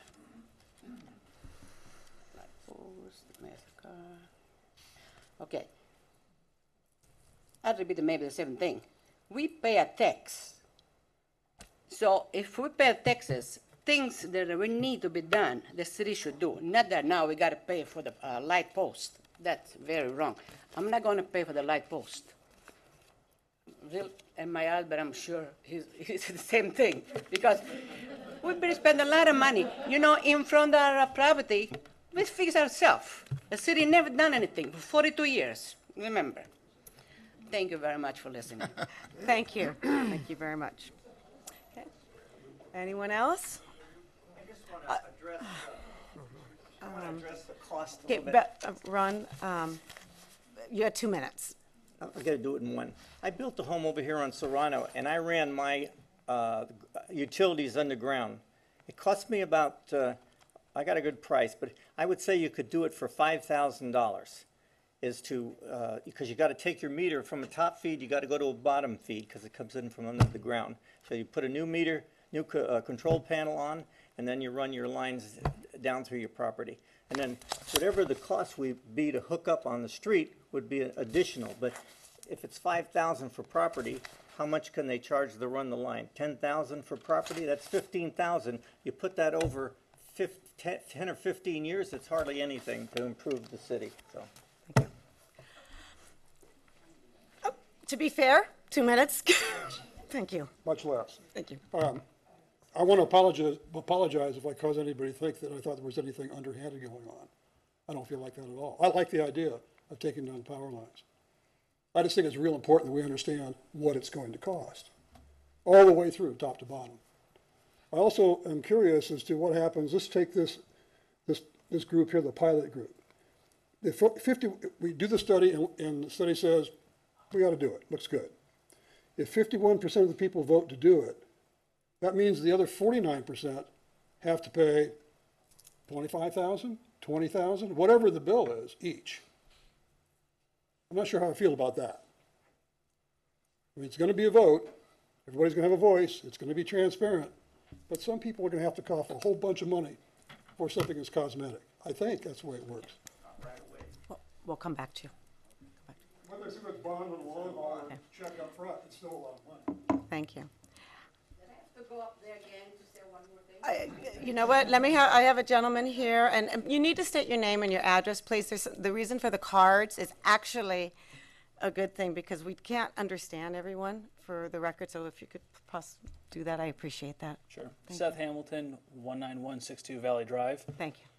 My wife and I just moved in, and Elias, our little boy there. We're excited to be part of the city. We're very excited to improve our house. We bought a home that needs a lot of work, big vacant lot, and we're thrilled to put in all the work needed. We got 226 linear feet of street frontage. It's going to cost us an arm and a leg to do our curb and gutter work, but we're excited, and we are very excited about the opportunity of pulling the power poles down. They're not on my side, they're on the other side.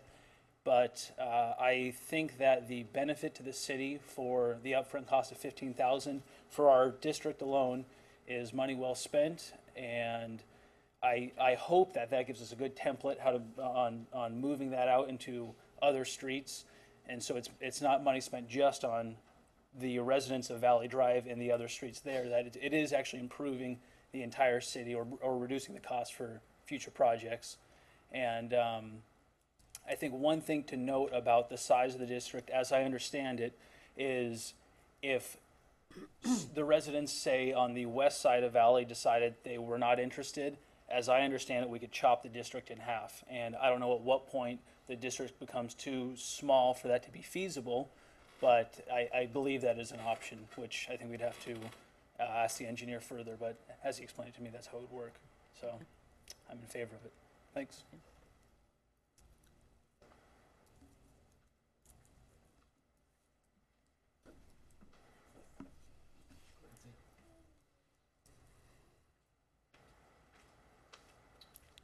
Thank you for having us here tonight. My name is Dolly Van Dixhorn, and I live at 19120 Valley Drive. I just have a couple basic questions, not about aesthetics, nothing. If we're going to pay $15,000, I don't know if I understand this right. If we're paying the $15,000 for this study, and you guys are paying it, is the city paying it? That's Okay. that's your taxes. Then maybe if the city's paying it, it shouldn't benefit us quite so much. Maybe it should be more something that would benefit the city more. In other words, you can improve Valley. I think that's all cool. Bury our stuff, do whatever, charge us, because obviously if we lose the vote, let's say I'm against it, I lose the vote, I'm going to pay anyway. But maybe if you have it done someplace where more people benefit, they wouldn't mind paying. They wouldn't mind you guys paying $15,000. 65 residents on Valley don't want to split paying $65,000 among the 65 of us. I mean, $15,000 among the 65, right? So that's why I'm glad you're paying it. You're right, right? So then I think we should benefit more people, not us. Thank you. So, thank you. Good point. Madam I'm Mayor? going to close. Oh, you're gonna close the Yes, public? I'm gonna Well, close. you know what, I don't know if you wanna close. I was gonna ask, I don't know whether this is best directed to Megan or whether it's best directed was gonna go back. to our advisor, but we need to understand, Close public comment, then we'll go back to him. okay, he's headed up there, I think, but. No, okay. I'm closing public comment at this point for discussion back to council. And let's discuss, and then we can ask questions of our advisor. So- Then I would like to ask our council, if there's clearly confusion about how this would be implemented and funded. What I think we've heard is that there is a stretch of road that is fronted by about 65 houses collectively on both sides of the street. And that if we put this together, there would be an assessment district that would theoretically consist of those 65 homes. Those 65 homes only would bear the cost of this construction project to underground the utilities. They would share that cost, and then each of them in addition would have to bear a cost of trenching the line and putting in the underground connection to their house and dropping the overhead line. That, I think, is pretty clear.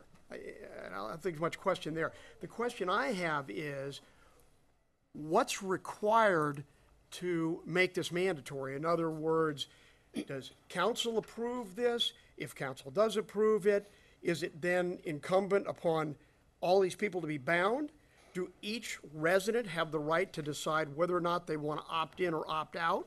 And if a resident opts out, does that then leave the cost to be spread over the remaining parties that don't opt out? How is that handled? And I think that's the ambiguity, and I think that's what she was asking about. All right. I would love to answer that question. It was actually to Megan, but I guess the mayor's kind of if Megan can't answer it, then I guess the mayor's gonna have to figure out whether we can. Well, Jeff has actually been involved with a number of these benefit, special undergrounding projects before, so well- he knows the drill. I would Megan, like you know, Meg- I asked I'd Megan- like- Megan, I'd or like Megan to answer And first. I asked Megan, but before that, I didn't know where it was gonna go. Am I more appropriate to ask this to you, think, or to our I can advisor? answer it, and I think the assessment engineer can answer it also.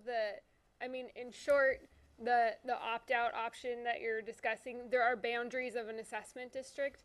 Under Prop 218, there is a majority protest proceeding, and it's a vote basically. So whatever side wins, but then the district is bound, the boundaries within it. So even if you voted against it and it's approved, you are bound by. So let me understand. So the two-thirds? council would establish the assessment district.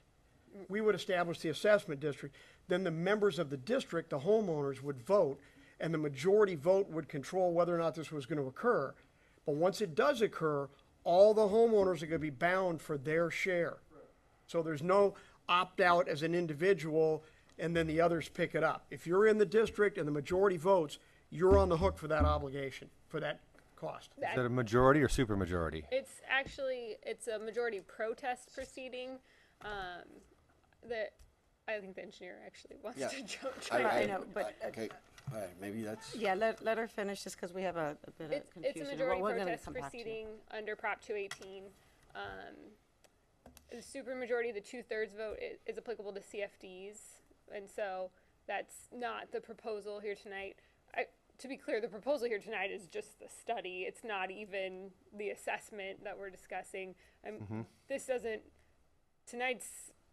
this study doesn't do anything, bind anyone to anything, and it doesn't bind council to create a district in the first instance. But to the extent that council gets to the point where they create a district, they would hold a public hearing, they would pass certain resolutions, there would be a majority protest proceeding, and the members of that district participate whether or not they're opposed to it. So if there's But in the end, it's still just a +1 majority.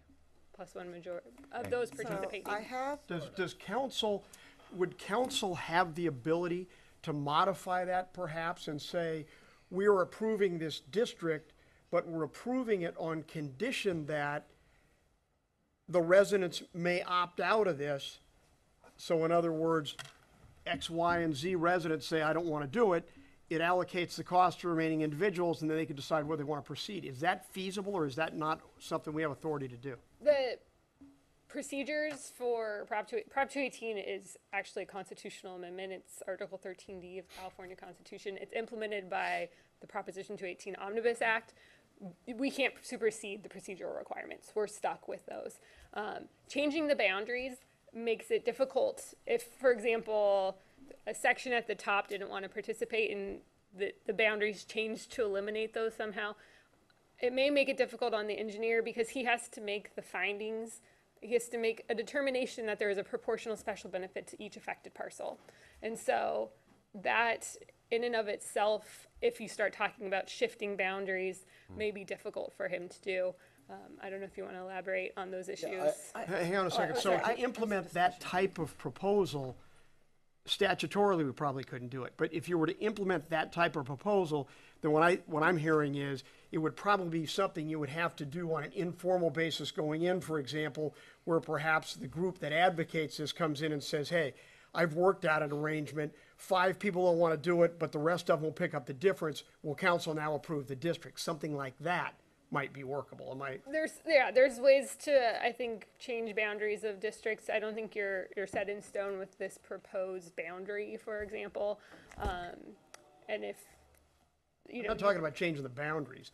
I'm talking about establishing the district for what they want. Right. And then let's say we find 5 people that say, I'm not doing it, I don't want it, I can't afford it, I've lived here, blah, blah, blah. So if you wanted to get them out and insulate them and still put this district together and implement, if the moving group went out there and the remaining neighbors said, we'll pick up that deficit, you could come back, I guess, and then council could approve the district and they have an informal arrangement or something, I guess. it would have to be, That's the way, the only way I don't you know can that do it, council, the city would want to get involved in that because the assessments are levied onto the particular parcels and on the property tax bill. And so an arrangement between neighbors as to who's going to pay for the cost. I don't know that I would have to be recommend something the they would city, do amongst themselves. Yeah, should be involved in it. I have a couple questions that are simple here, and so we can try and move on a little. There's a lot of information here. I'm not sure we're going to be able to make a decision on this tonight because there's a lot of information. We obviously have a lot of questions on this. But this is, it looks like a lot of trouble went into this. But if someone knocked on my door with this Villa Park Underground Utility Project with the seal of the city of Villa Park, I would almost think this was a done deal. So I just have an objection to what that looks like. That looks like it came from the city versus a steering committee. So I would hope maybe in the future, if we do that, that we at least make it kind of clear that this did not come from the city. And did we go out to bid for this? Because for the contract here, normally there's 3 bids, and I don't see 3 bids here, so it's just curiosity if we did go out to My bid. understanding, Jared can talk about it, but an informal bid procedure, three firms were contacted. And I think there were no responses. How many people were asked to bid? 3? 3 total. So why didn't we go out for more and get more, I wonder? Well, that's all that's required typically, just 3 is all that's required. to propose them. I see.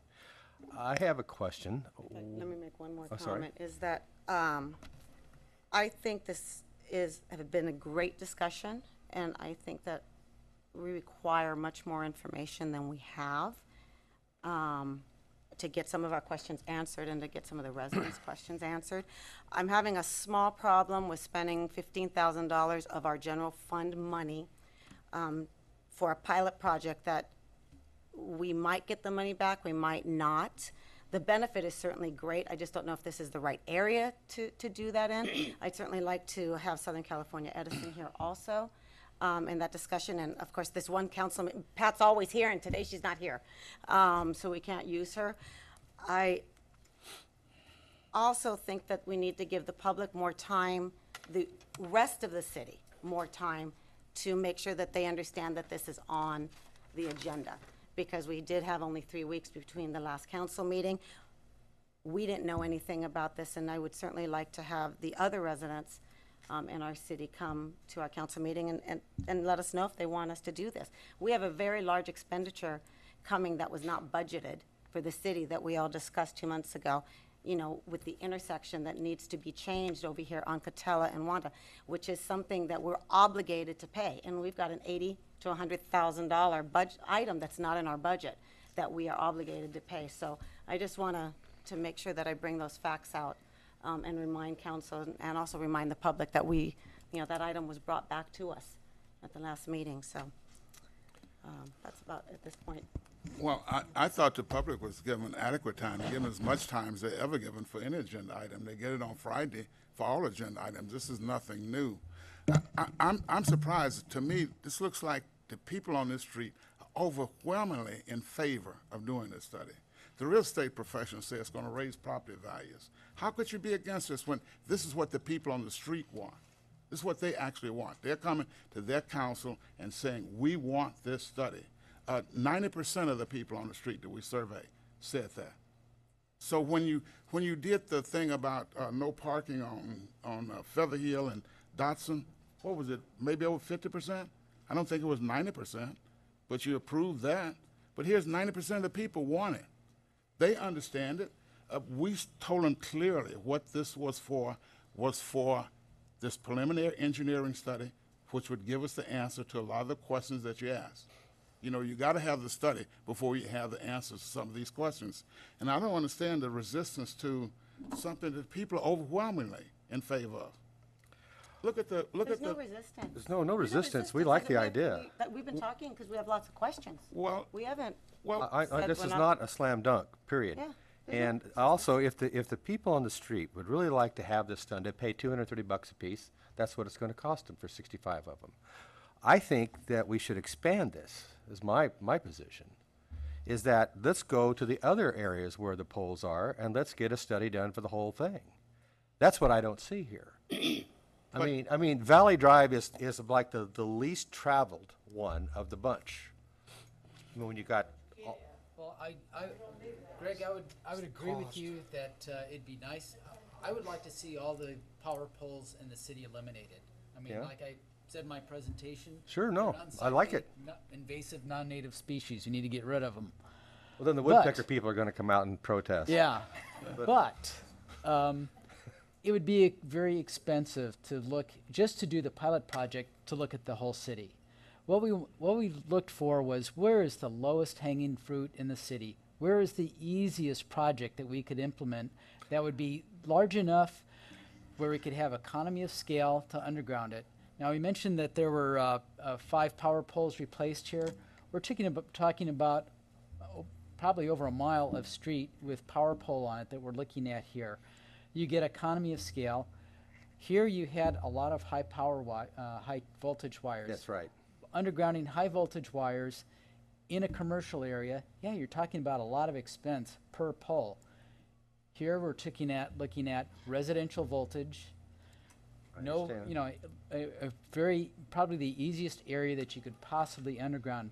But we wanted to have something simple so we could go through the process, get some experience at doing a successful project, and then we could see, okay, where else in the city would this also work, if other people wanted to do it.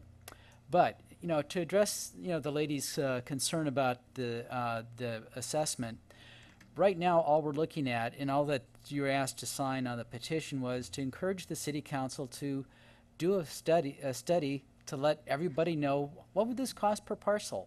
We don't know. Up until this point, all I've heard for almost 40 years since I've been in this city is a lot of arm waving about, well, I think it's going to cost this much, I think it's going to cost that much. We don't know. Nobody knows the answer.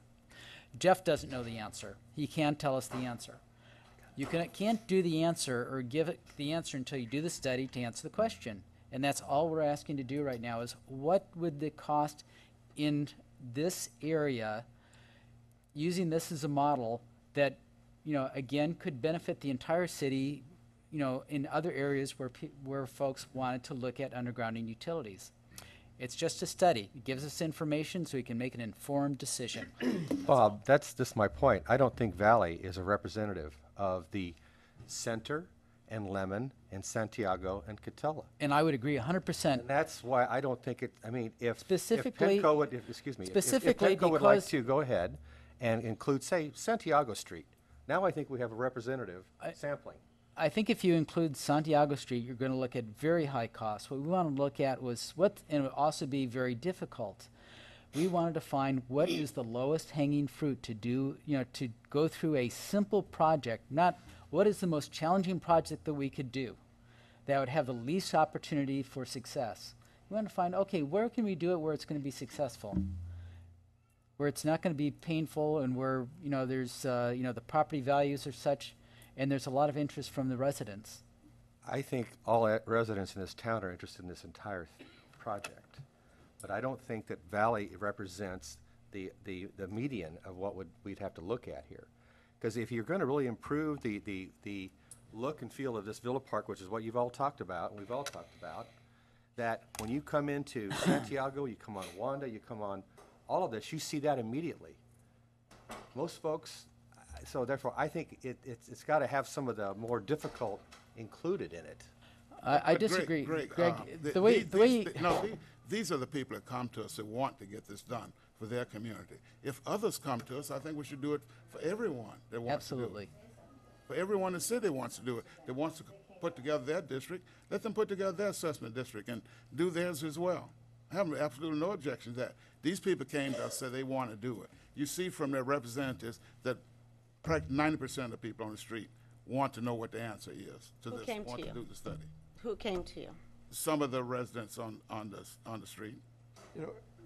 Madam Mayor, I've dealt with this before. The Felixes on Alex and Valley were extremely enthusiastic, interested in this years ago, and I talked to them about it.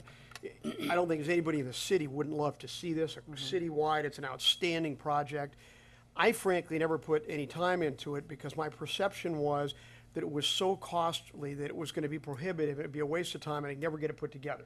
And frankly, I still kind of have that thought, and because of that, I came into this resistant to spend the $15,000 because I think I have a bad feeling for it. However, we've had staff, or we've had council and outside parties. It sounds like spend a lot of time and effort to work this up, and they've come up with a fairly logical way to approach it, which is find the easiest, cheapest spot you think you can do with some significant valued homes, and see if this concept even works under the best circumstances. And, if it's not going to work here, it's probably not going to work anywhere. So why don't we take a look at this, get the numbers, and then we at least go back to those people and see if it even makes any sense here. And they got the vast majority of people to sign on as interested. Now, from my perspective, even here, I'm not going to go out and vote to stuff this cost down a bunch of people's throats who've lived here and maybe can't afford this, and I'm just not really inclined to do that. So, but it doesn't mean that it doesn't make sense to do it. As I say, I came in here a little resistant to this because I'm skeptical about even the 15,000. But, you know, in the scheme of things, this really may make sense. I mean, it's a huge benefit. They put a lot of effort into it. If this doesn't work, we've got an answer. I've had residents, you know, talking this up for a while. My thought is that if we did this, I probably wouldn't support the district unless they found a way to come to me and say, hey, we've worked it out amongst ourselves here, okay? There's a few people that were resistant, and the rest of us are going to cover them, whatever. But I kind of, it seems like maybe they ought to have that opportunity. Again, I still do have some resistance. I'd even spending the 15,000 because I'm skeptical. But with all the efforts that have been put into it, it's not a huge sum, and it's an issue that just persists and persists, and I've heard it a number of times. And, you know, frankly, that's half the cost of throwing up one of those block walls. It might be worth the $15,000 just to get the answer, and if this doesn't work, we can probably sweep this away for a decade and not think about it anymore. If it does work, then we can see how it fits and moves on. But I don't look at this or the 15,000 as even the first step toward stuffing this cost down a bunch of resistant homeowners that can't afford it. I'm not inclined to do that. But there's some fairly wealthy people up there that really don't like those cables. And my perception is that if there are some people that are really troubled on it, you might see some informal help come in, and they may be able to go to their neighbors and come to us and say, hey, we have the whole 65 people on board here. They're not all paying, but everybody's together. We've worked it out. And if they could come up with that, I mean, I'd be in favor of this, even if no other project ever went. At least we got part of it undergrounded, and that people wanted it and they paid for it. So that's kind of my thinking. As you mentioned, there are a number of... Bob, I'm going to move the staff recommendation. The City Council authorize the mayor to execute a contract with PIMCO Engineering in an amount not to exceed $15,000, provide a preliminary engineering study for utility undergrounding along Valley Drive from Center Drive to Saravilla Drive. I'll second that. I will make a counter motion to continue this. Substitute motion, yeah. So to continue this item until the next city council meeting, since we have brought up such valuable information, we've learned a lot. We now have educated the public a lot. The people who signed this petition will have the opportunity to know what they signed, to look into it a little bit more, and come back for a vote. This is a lot of work. It's a lot of work. It requires a budget adjustment also to do that.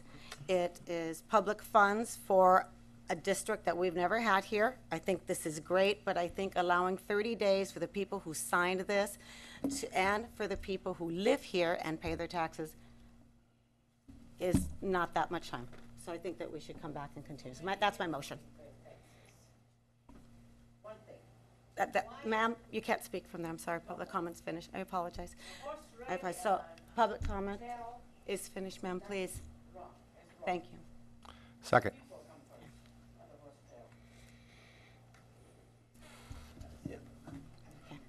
Can we do a substitute? Sure. Or is that too many? Of course you can. Absolutely. Of course you can. All right. You writing it down? You got a cramp yet in your hand? My incline right now is to proceed with it. However, it is an item that's kind of come out of the woodwork. You know, it has not had much attention. I wasn't even aware of it until just extremely recently. I'm on council. So as much as I came in here grudgingly and very resistant to even spend the $15,000 because I felt like it might be a waste of money, we're seeing all the effort that's been put into it. I'm swayed. So my suggestion would be that we continue this until the next meeting. This has gone on for, you know, decades. This doesn't have to change in 30 days. I suggest that we continue this for 30 days so that now the public knows. I mean, if someone on TV, this is going to get flapped all over town real quick. So I would suggest we continue it for 30 days My motion. to see what response we do get, and then we can make an intelligent decision That was my motion. next month. That was the first and second. Is that congruent? Oh. That was our motion. That was a subsequent motion. Yeah, you know what, I'm sorry. That's I was okay. over here trying to find out what he thought it would cost. Oh, and I okay. wasn't That- paying, yeah, I that was heard a- it. that was a subsequent motion. And I already had that in my head, and I came Okay. back to it, so I Yes. apologize. That was your motion. that was- and we yeah, have a then- first then and we I- have a Then I second. guess I would second the substitute motion. Here, Good. Just to be clear, it wouldn't continue it for 30 days, it would continue to the April 28th. the motion to continue, yes, to continue to the April 28th council meeting. And when it comes back with April 28th, what would you want for April 28th? This item's just being continued as it is. That's what we have. We're allowing more time. We're allowing whatever it is that you need Now to it's do been- yourself. It's on the agenda, and people are out, free to look at all of it, because the public's had it since, what, Friday, and we just got the petitions. That's so we make decisions all the time on items that Well, are on the that's- agenda on Friday, and you make. That's my you make- motion, and people can read up upon it if they want to And, read and, on it. and, ask questions. the other point is, people are fully aware of what they signed there. I think you kind Well, of, we have some you people kind of already implied here. that they did not no, know I- what they No, signed. no implication. We have, no, we have, no, we I have don't say somebody that. here who told us that. I didn't imply that. Bill, let me help I you. didn't imply that at all. You know, I am favorable to this. I don't know if this is a big secret. At this point, I've kind of done a flip, and I'm inclined to proceed with this. I'm in favor of, and I'm gonna go with the extension, just because I don't think this has been exposed at all, and I would like to get the city residents to have an opportunity to address it between now and the next meeting. But unless somebody changes my mind, I know where I'm probably going at the next meeting. So I just think, I just want to hear from the community. I want them to have an opportunity to speak. Okay, I don't have a problem with that. I just want to know what you want. You see the people that's impacted by it. They in favor of going forward with the study. My big issue Overwhelming. is the 15,000 comes out of the city coffers for that special district area. And we have, That's the only thing. and we have, And it's not that much. we have 30 But days if- for people to come back. We can come back. We might have more questions ourselves. It's not unusual that the city may pay something that benefits only a certain portion of the city. Public comment, we're Over the 30 days, right? Jim. I just don't see Take a the vote. harm and I understand what you're saying. I mean, he's right. The people that are affected by it are signing, but it is paid for by the city. And I just think we owe the city residents the opportunity, if they feel strongly about this, to make their comments, and whether it changes my vote or not remains to be seen, but.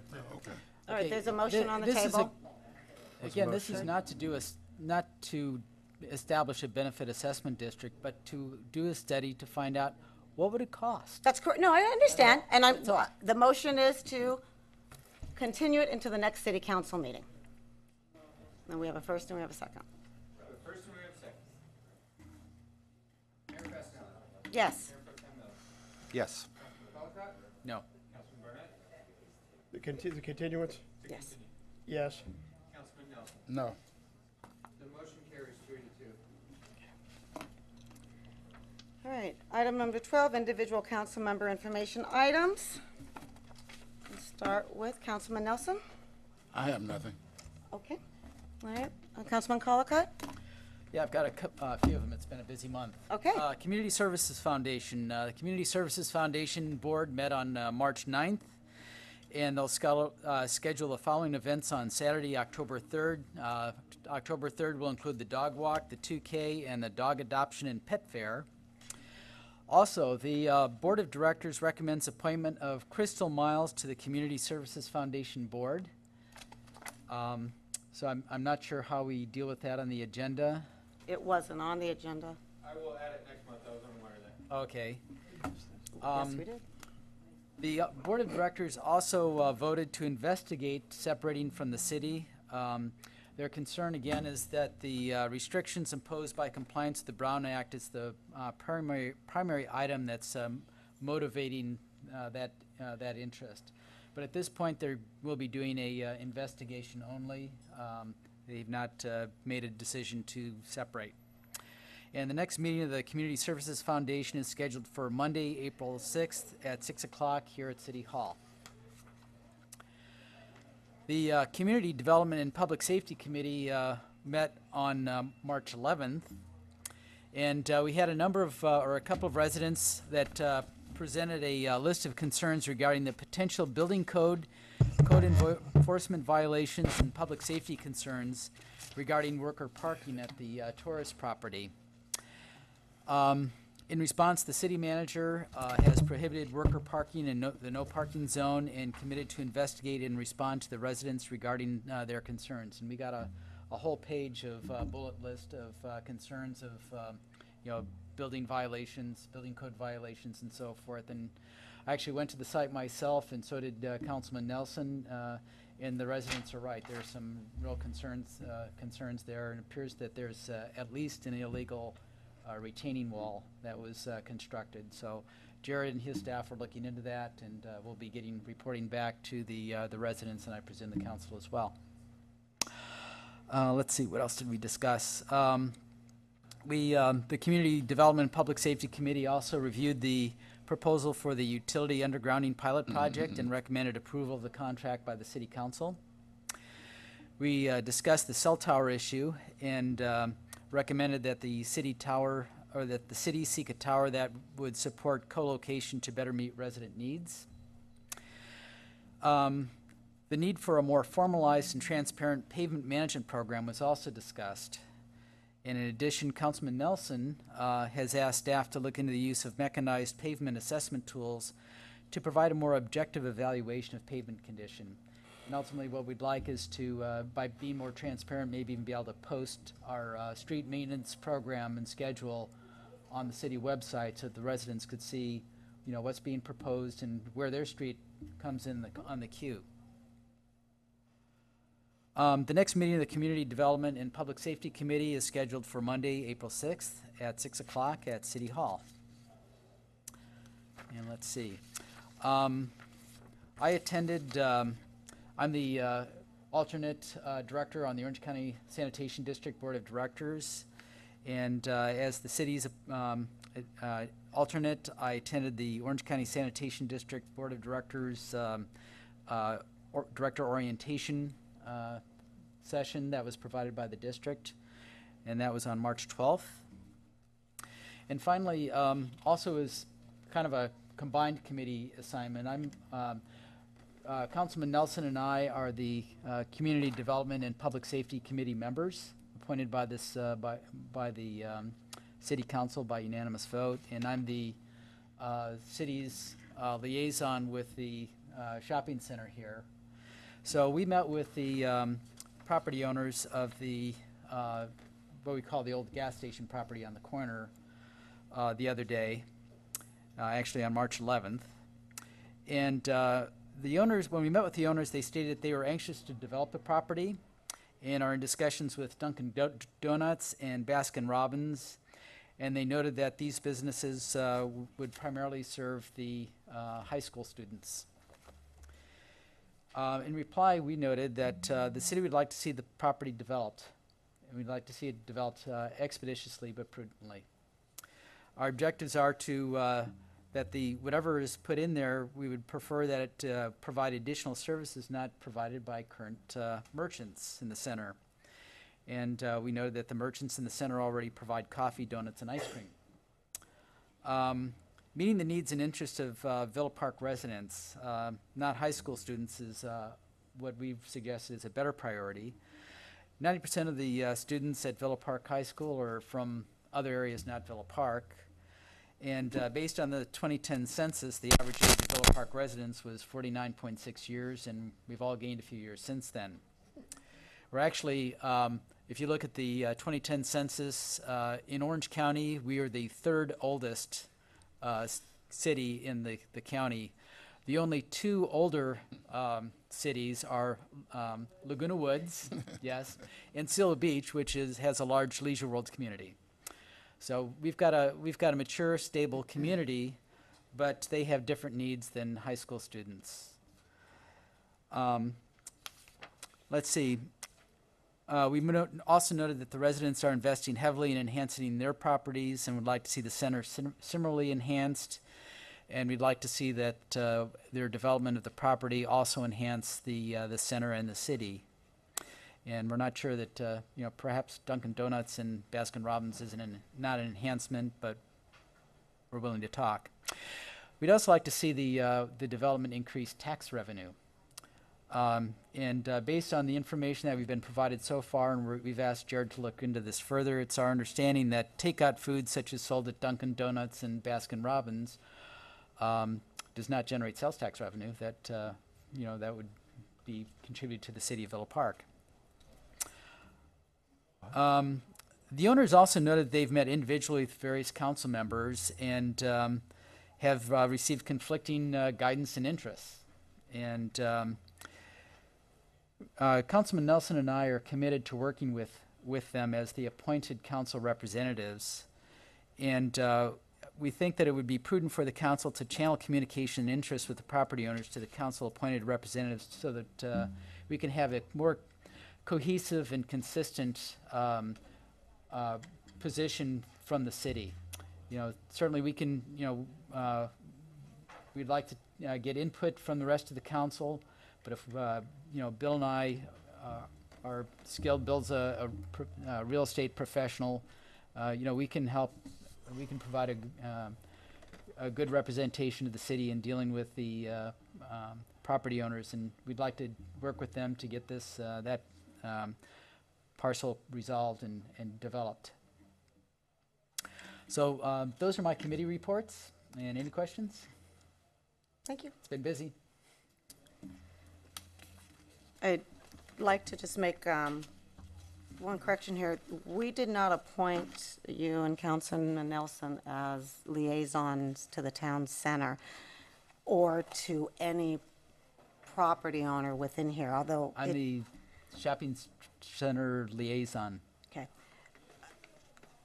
You can speak with the individual owners anytime, have a meeting with them anytime, but it does not prohibit any of us council members from doing that also. So that authorization is not one that we can give. You can put it on as an agenda item if you'd like to next time. Am I correct, Megan? How can we handle that? Can they put that as an agenda item? Because we can speak, you know, I just want to make sure that we don't have, I think we just let it, yeah.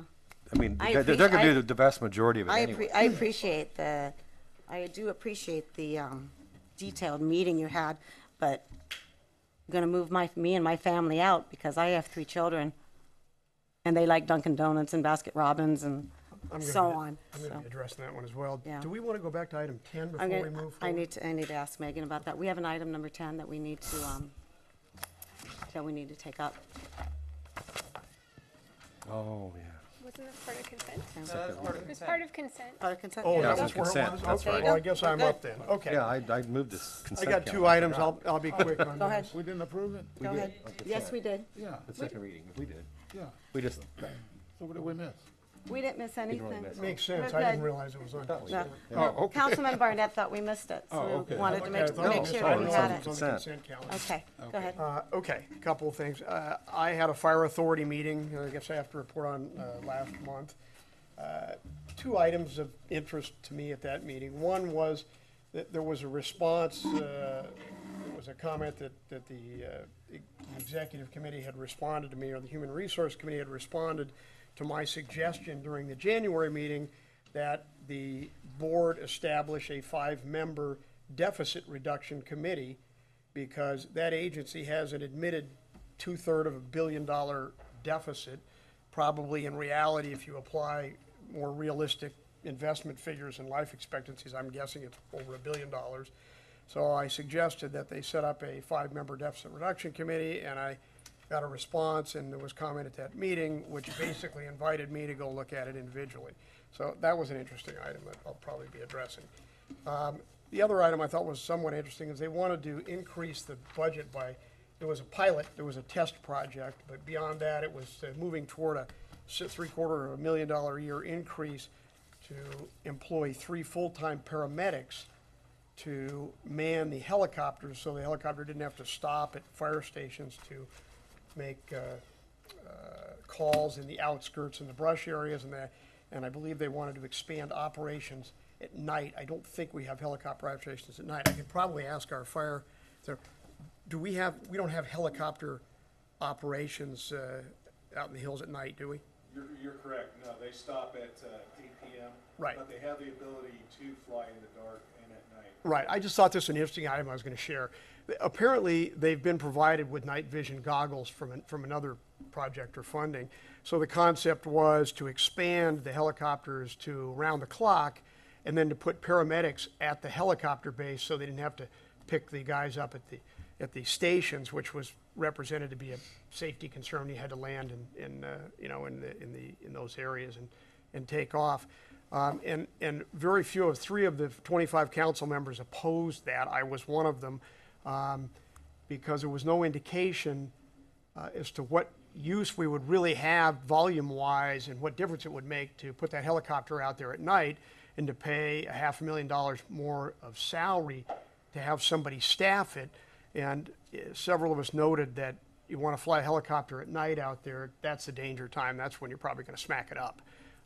So I didn't see a great, to jeopardize a number of healthy fire staff for some sporadic event that may or may not actually make a material difference to somebody's health, didn't really seem to be worthwhile. There was no indication that there would be much activity. It would have been in the hills, et cetera. So Villa Park was one of 3 to oppose that. It didn't seem provident from a risk-return trade-off. The other comment I want to make was with regard to the landowner developing the project out here. I'm one of the people that has had discussions with him, and I've talked to him a number of times for quite a period of time, I think since before Councilman Collicott and Nelson even got involved. And I've been pushing him constantly to please get that thing developed and move it along, because it just doesn't look good and we're getting pressure. They had offers. They were dealing with Starbucks, and I can't remember what the other one was, Tea Garden or something, and also with Dunkin' Donuts.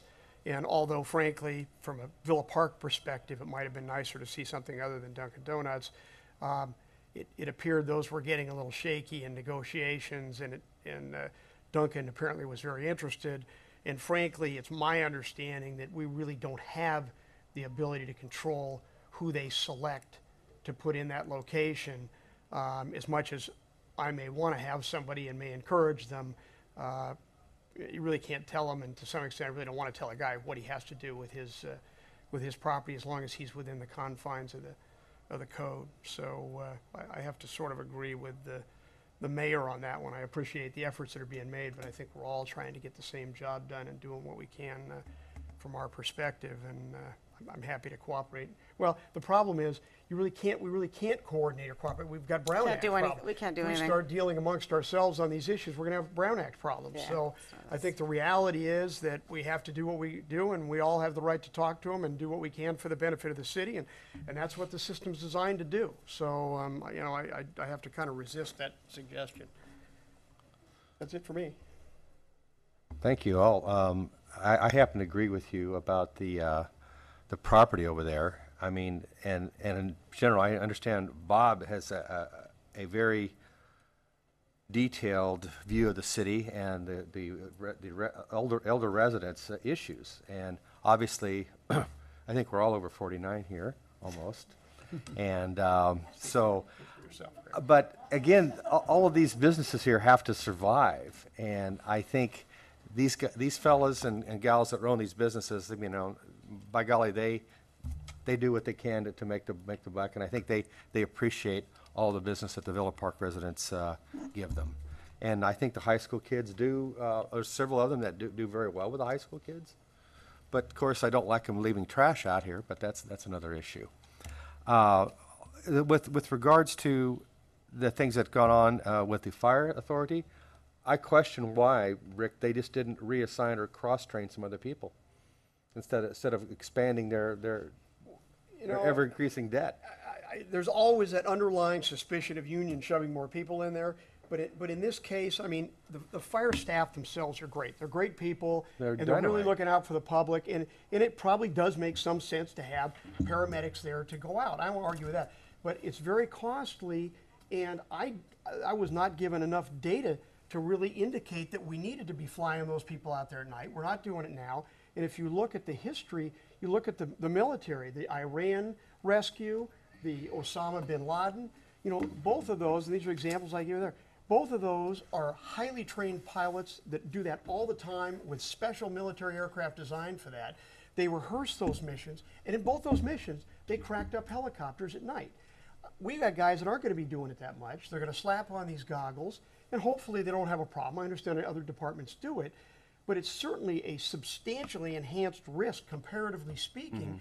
And one of the reasons they're talking about is the danger, and they don't fly at night, so this is during the day, of picking guys up on the way at a station, the paramedic, and then flying them out there.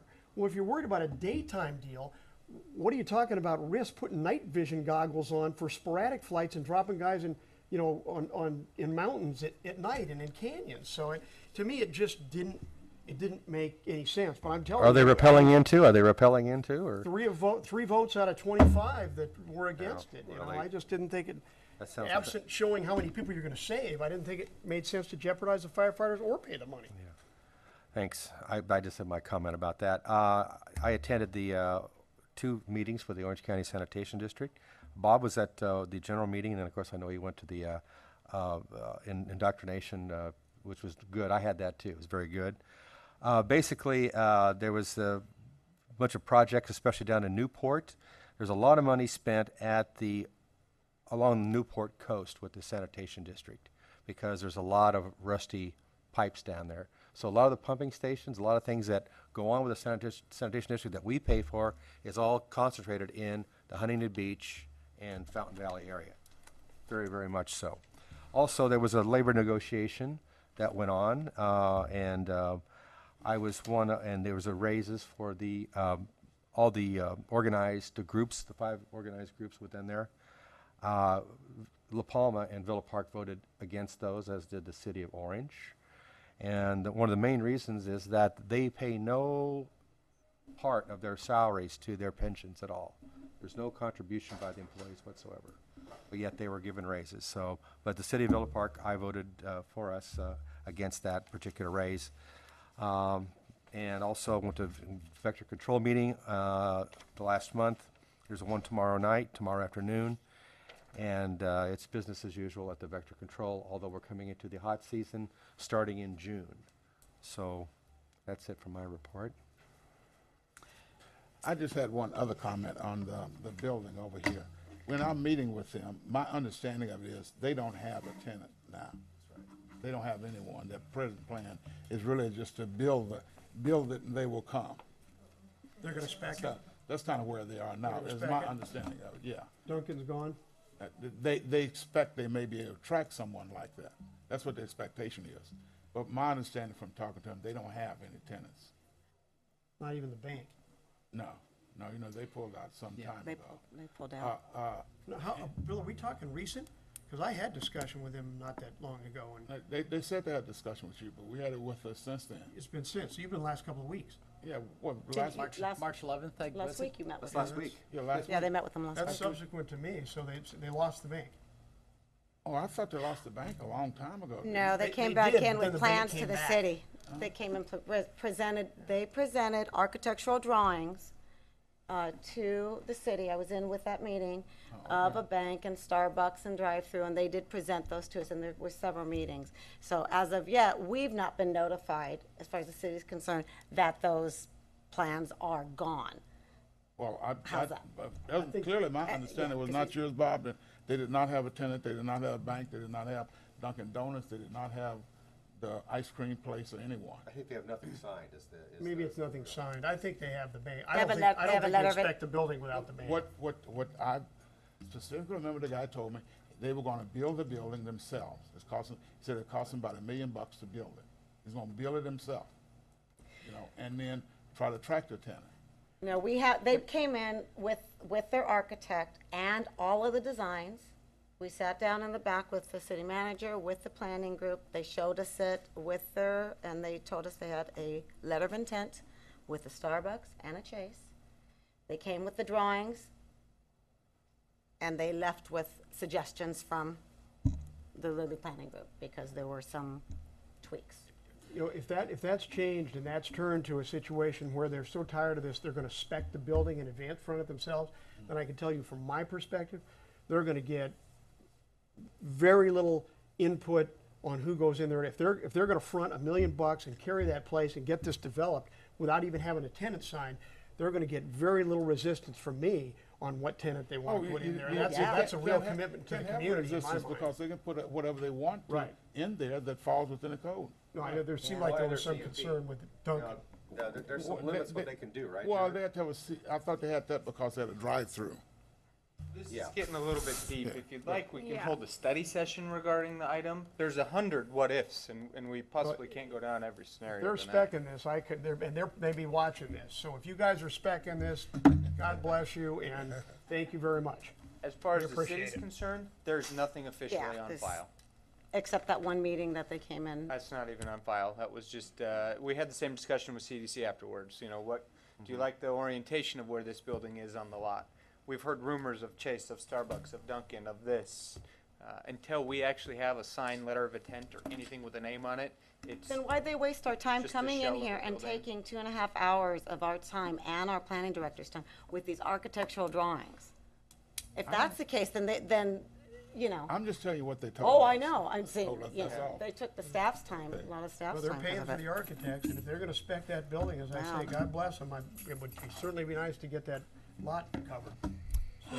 Okay, two things for myself. I did attend Principal of the Day over at Serrano Elementary, and after that went over to the district, along with every principal from every school in Orange Unified School District, which was, half the room was filled with law enforcement, which is wonderful, because the law enforcement assists all of the schools within the boundaries so much that the principals actually chose them to be principals of the day. So I was very impressed with that.